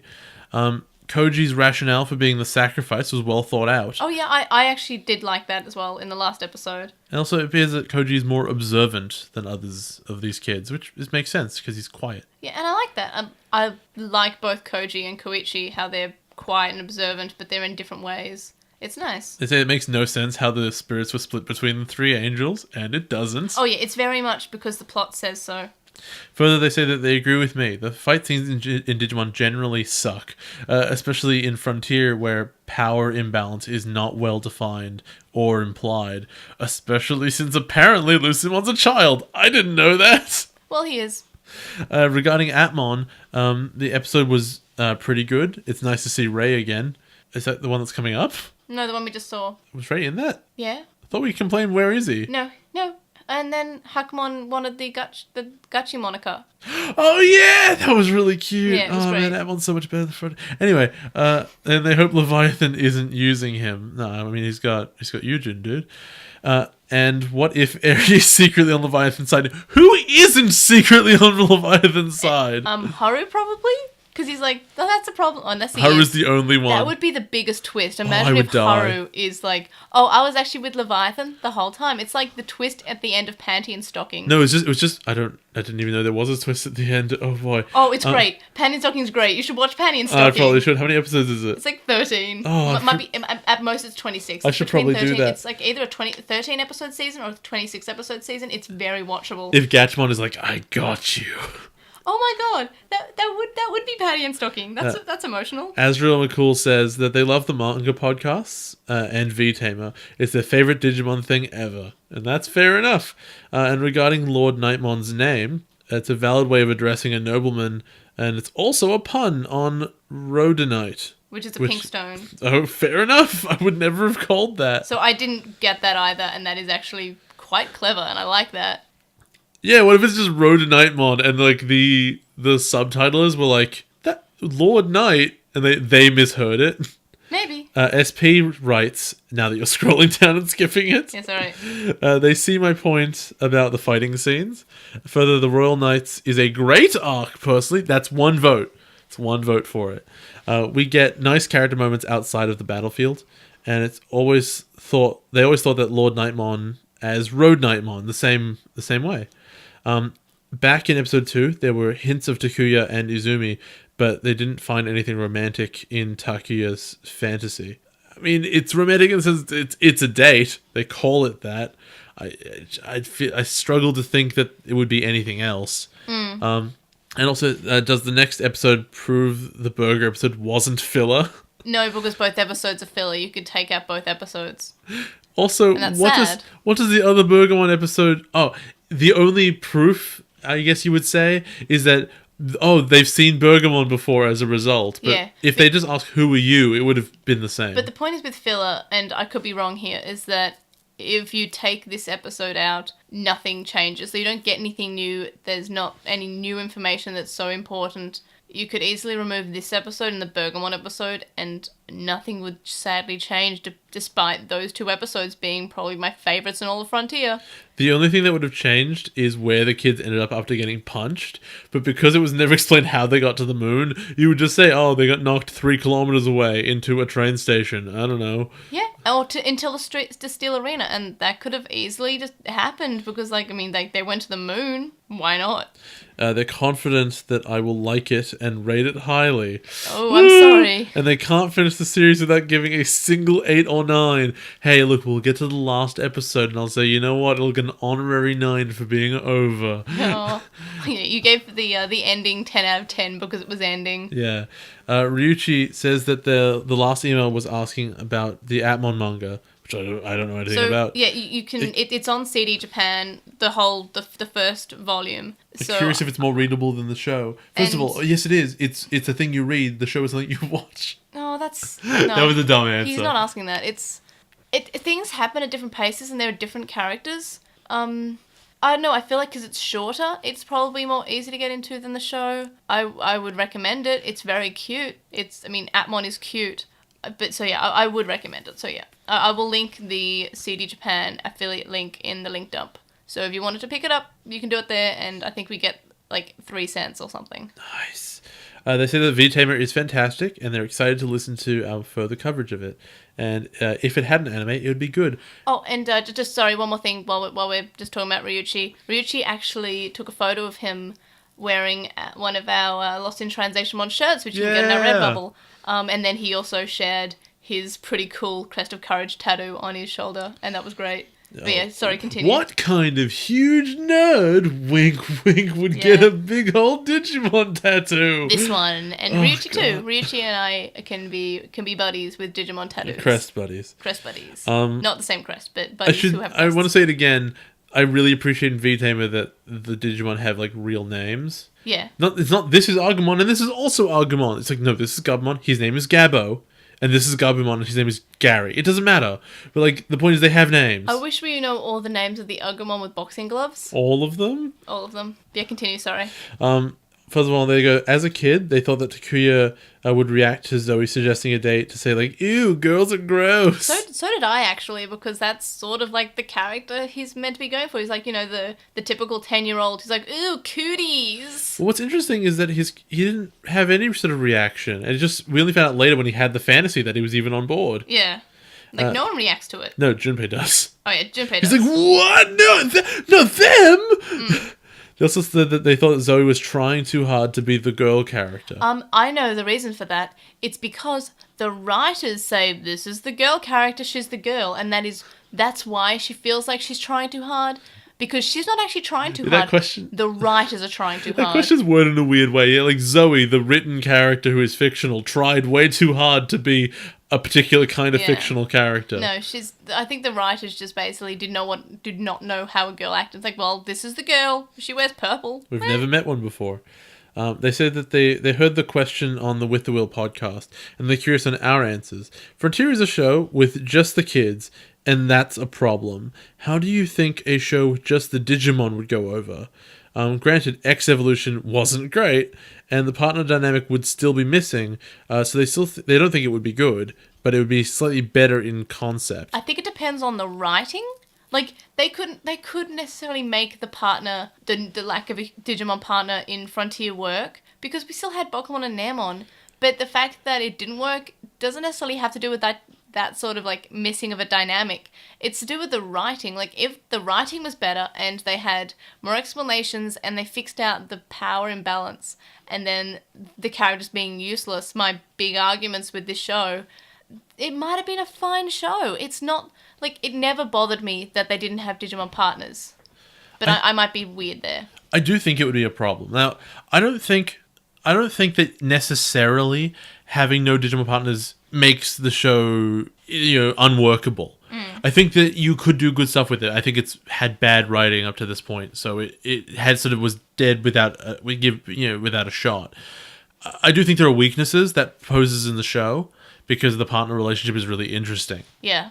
However, I think that the all Digimon cast is the weakest version of the three options, because I think that as people watching the show, what you want is a human connection. Yeah.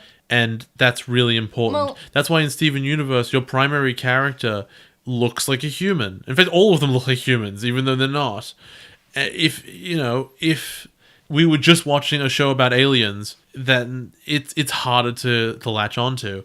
And I would say the best thing you could do with an all Digimon cast would be to basically redwall it and make it clear who was who and what they were all doing. But they're never going to do anything like that. In a Digimon only series, they might have like a one human character who is like the persona that the viewer associates themselves with, like the window from which they're looking. But if that's the main character, it's no longer a Digimon only series. Yeah, but in the same way that that's V-Tamer. I know, but Digimon Frontier has, those Digimon. So it's the same sort of way they have a tag-along human that just is there, or maybe an alien from somewhere else who is the viewer. But I think it needs to have, as you said, an angle from which the viewer says, "It me."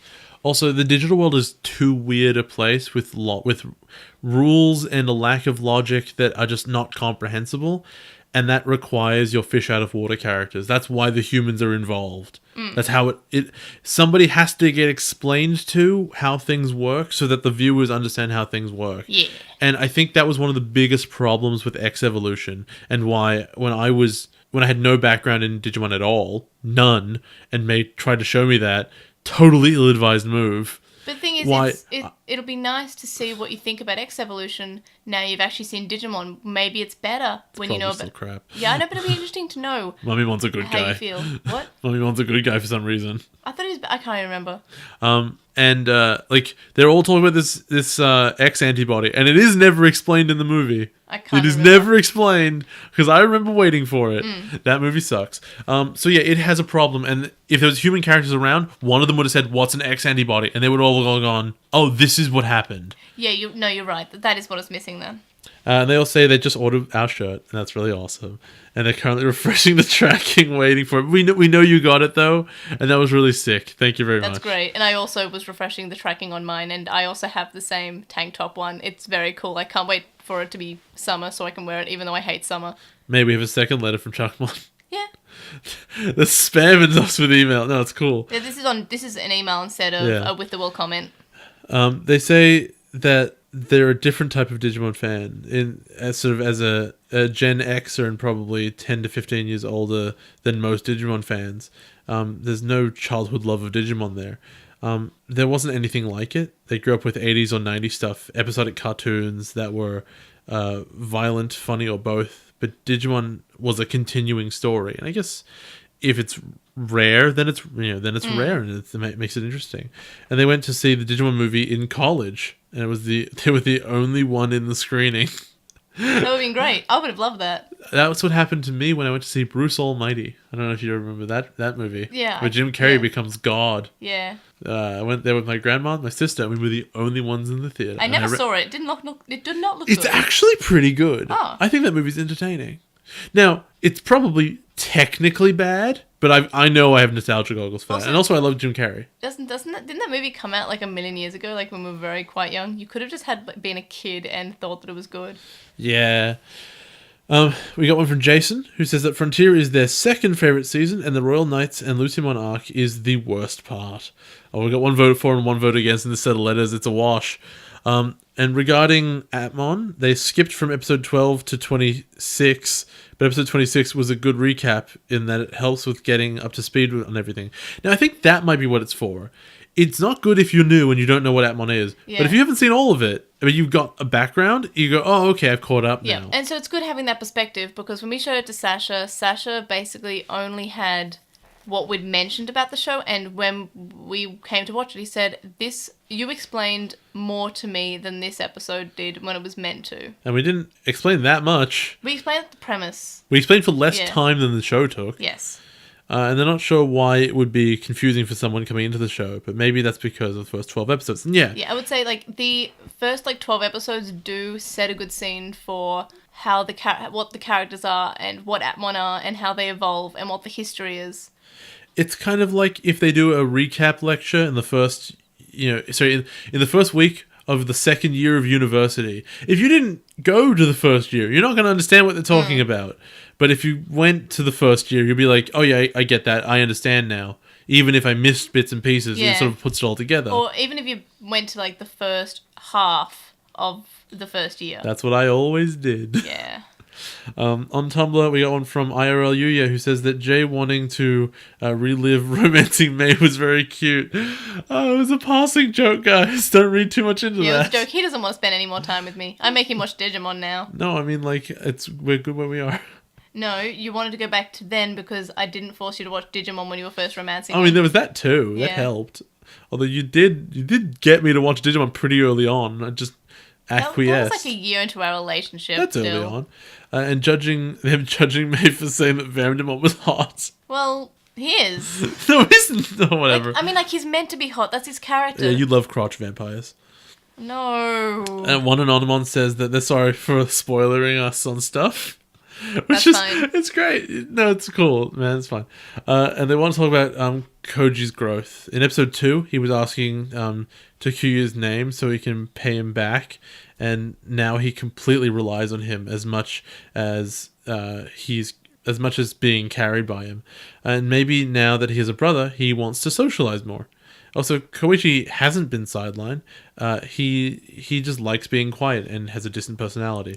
But he's had his spirit taken away so that the two main characters can be super special and big and more powerful. I still feel like he's sidelined, but I do like his quiet, reserved character. I just feel like in battles, he's not doing a lot. I don't know. Another Anonymon says there are 2 more Brazilian Digimon / Pokemon ripoff manga called Gamemon and Brazimon. The little Brazimon logo at the bottom. And it's similar to Dogmon's, but with more content. Oh, God, don't say stuff like that. Now we're going to have to watch them. So I haven't actually had time to look this up, but thank you for letting us know. This Anonymon actually asked us, have you heard of this before? And no, we have not. And now we've been blessed by this knowledge, and maybe one day I'll show Jay, because I've never seen it either, I've never heard of it. So maybe one day we'll witness it together. Do you think, and this is a bit of a stretch, but it's Brazilian, right? And Brazimon is probably just like Brazilmon. Yes. Do you think in Brazil they just call them Mon? That's an old joke. I don't know. That's an old joke. I'm so sorry. It's Brazil nuts. In Brazil they just call them nuts. Okay, now I get your joke. A LostinTranslationmon says that Pokemon and Nairmon are just Digimon versions of the Compare the Market Meerkats. Also, oh my god, what a reference! Is that an Australian Anonymon? Because I thought that Compare the Market ad was an Australian ad. It's also fantastic. For those who don't know, it is this ad with these meerkats, and they're saying that there's this website... Dressing like smoking jackets, and they're all CGI. Yeah, and they're talking about this website called Compare the Market, but they've been getting all this like traffic to their website, which is Compare the Meerkat. So people have been writing in Compare the Market, not Compare the Meerkat. It's because they have a weird accent. It's like, it's our website. It's Compared the Meerkat. It's Compared the Market. How can you make it this confused? The funny thing is, the ad actually set up a website for Compare the Meerkat, and you can actually compare meerkats, and they've got different characters, and it is so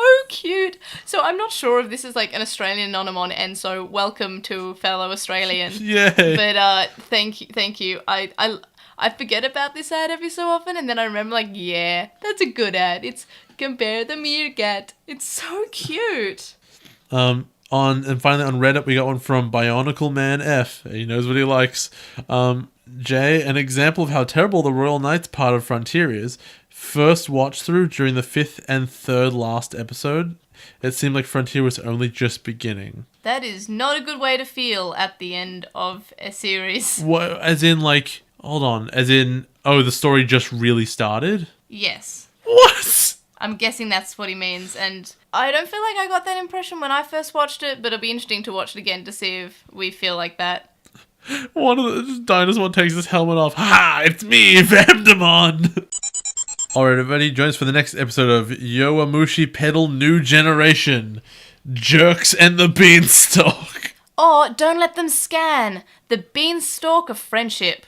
That should be one sentence without an exclamation point in there. Don't let them scan the beanstalk.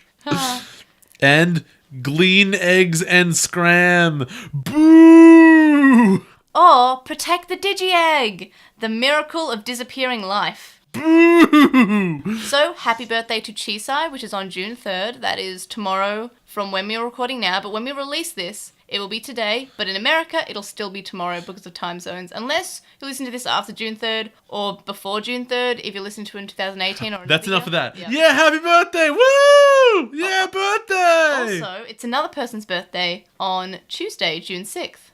Who? Mine. Oh, birthday. So it's also my birthday, so happy birthday me. Birthday. Happy birthday me. For Weekly Wonders this week, I built a computer for my birthday. It was sick. It was very sick and very, very money, but it is fun. I've never had a PC and I wanted to go all out, and boy howdy did I. Boy howdy. I've got a really good graphics card, so of course I've been playing Stardew Valley, which is the greatest game I've ever played. I love it so much. A lot of people have said that it is like Animal Crossing and Minecraft. It's not. It's like Harvest Moon. And people say, but you talk to villagers and you cut things down. Like, congratulations, you just described Harvest Moon. Because that is what Harvest Moon is. Yeah, farming simulator. It is farming simulator, but you get to like date people. And you can date people like who are women if you're the playable character as woman. Or you can date people as male if you're male. And the thing is, the gender option doesn't really change much because you can still wear whatever clothes and have whatever haircut you like. So it's basically the male or female option is like, what pronouns do you want them to use? And you can only have male and female, but it's standard for a video game. And it is a really good video game so far. It is Harvest Moon, but sort of like modernized, but it's still sort of like Harvest Moon like graphics. And it's really sweet, and if you like Animal Crossing and Minecraft, I guess you probably like this, but I don't, like when I play this game, I don't think, hey, it's Minecraft, or hey, it's Animal Crossing, because it's not, it's Harvest Moon, this is Harvest Moon. And if you've ever played Harvest Moon, play Stardew Valley, count how many times I've said Harvest Moon this sentence, because it is Harvest Moon, with a different name and a different maker, I think. So yeah, it starts off and you're working at a boring job in the city, and previously your grandfather has died and he's given you a note that says, open this whenever technology has got you down and you just want to go back to a simple life. And what it is, it's a deed to his farm in Stardew Valley. And yeah, it's a good game. Have you played it? No. It's good. Okay. It's good. What's your weekly wonder? I'm going to go back to one I don't think I've ever mentioned on the show, but and I haven't played it forever, but it's really good, and the discussion of Stardew Valley reminded me of it. Have you ever told you about Recettear? What's that? Recettear is a game where you play the shopkeeper of the adventurer's item shop. That sounds interesting. Like, in any RPG or whatever, where you go to a town and you find the item shop, or in Legend of Zelda, there's all these item shops everywhere, and you go in and you buy stuff there. You play the person behind the counter, and you have to haggle with adventurers, and you hire other people to go find stock for you in the wild, and basically you owe some kind of fairy bank $1 million gold, because so your father owed the fairy bank $1 million gold and then died, and you inherited the shop and all his debt. So you have to pay it off. No, I'd be interested to play that. That reminds me of kind of like the game where you were the dude who cleans up after the heroes. After the heroes, I don't know, but there's one that's there's a space station, you clean up after all this horrific stuff. Yeah, no, that's what I'm thinking of. Yeah, I don't remember what it's called. Yeah, I don't remember what it's called either, so I guess it doesn't go on the show notes. Also, if you were just if you were just listening and the audio kind of went weird, I'm still kind of new to this mixer, and I kind of rested either my laptop or my cord on the mixer, and it made kind of this weird feedback sound, so I'm glad I have my headphones in. So that's during us talking, and probably too much to edit out, so because it was actually in the thing. So if that showed up, I'm sorry. We're still new to this mixer and would really appreciate feedback. I did ask this before the recording for the Patreon supporters who get the raw, but also I would really like feedback from people who are just listening to the edited version. Is this high quality? It better be high quality. This mixer was not cheap. And of course, thank you to our Patreon supporters and backers who allowed this purchase of the mixer to be possible. Because I think it sounds pretty good. Hopefully, I have it in my ears right now. So I'm listening to Jay and I talk. How you'll be listening to Jay and I talk, and it sounds alright, hopefully. I hate my voice. That's another thing that I had to get used to when I started editing. So you can find a link dumped in the description. And this week's weekly poll, and this is suggested by Anime Guy in our Slack, because he came up with a better idea than I could come up with last minute. So Anime Guy suggested Etemon from Adventure or Superstarmon from Frontier, and you can vote for that when I set that up, which will probably be when I'm editing this episode. You can find our screenshots of the week and our weekly wonders, which are linked in the description, and our link dump. Our Redbubble is also linked in the description, and you can get more than just shirts there too. And if you get a thing, take a photo, tweet it at us, message us, mention us, show us it somehow, link it to us, and it'd be great, because we really want to see that, because it's so great seeing this design that we commissioned Shisai to design for us, and it's on people or on their mugs, Tamer Mac, who is another one of our backers, has it on a mug, and they were drinking. It was so cool. It's so cool. It's great. So you can contact us and stay updated. You can email us at LostinTranslationmon@gmail.com, or you can comment on this episode or message us on SoundCloud. You can follow us on @TranslationMon on Twitter, and you can find us on LostinTranslationmon on Tumblr, Facebook, Instagram, and YouTube. We have a discussion thread on With the Will and a Reddit thread in the Digimon subreddit. We'd really appreciate if you would review us on iTunes and or Stitcher. And we also have a website where you can find our release schedule, as well as our Apply ranking for our Applysodes, and you can find our weekly poll. You can also donate to our Patreon, which is linked in the description, for as little as $1 a month. And $1 a month gets you access to our listener Slack chat group, but higher levels get you things like exclusive notes, information, early and unedited episode recordings, the ability to suggest discussion topics, Skype calls with May and Jay, and more. And currently in our Slack chat, we are actually talking about ships, and we have a new channel, which is in our Slack, which is called... The Port. No, it's called... Oh, that's a good one. It's called Boats and Rockets. Oh, I thought you could... like the... I don't know... the naval yard... Dry dock. No, the Port would be a better name, but I came up with Boats and Ships. So Jay, lame. You're so lame. You can you can thank all their wonderful Patreon backers. And thank you to our current Patreon supporters: Sam Krieger, who hosts a podcast called The Moncast, talks about Pokemon and Digimon; Stevie, who is also Stevie Patamon on Tumblr and is currently taking commissions; Wu Qinglong, who you can find at twitch.tv/Wu Qinglong; Metal Mamimon; Joe, Joe Penguin Mage, Anime Guys after that, who is Anime Guy Kurosaki #1 on YouTube; Chuckmon, Ishbal Hiro Olado, who is at Hiro Olado on Twitter; Jason Morosky, Ryuchi, who is Frost from Ragicon Archive of Our... No, wait, I'm losing this with my eyes. You alright?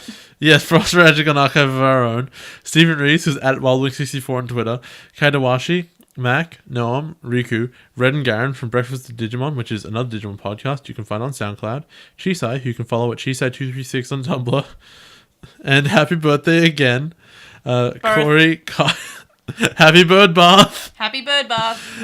Corey, Kyle, Delaney Bugman, whose anime blog you can find at bagubaraku.wordpress.com.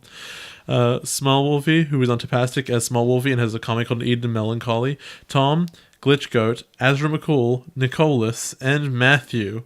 It's also our friend Sasha's birthday as of 12 a.m. today. You mean his bird bath? His bird bath. And so I've just posted on his Facebook, birth, because it's after midnight now. It's 12:05. So I've sent him a message that says birth, because I'm a good friend. You can also make a one-off donation on our PayPal, which can be found linked in the description. It's paypal.me/Edgemon. Make sure to let us know for the podcast. We'll see you guys next time. And make sure to let us know how the audio quality of this sounds, because maybe we'll have to play around with it a bit more. I kind of wanted to test on a shorter episode, but apparently we're just going balls to the wall and doing it in our full episode, which now is clocking in at 3.5 hours. Woof. Good luck, May, editing this in the morning. And we'll see you guys next time. Bye. Bye, nya.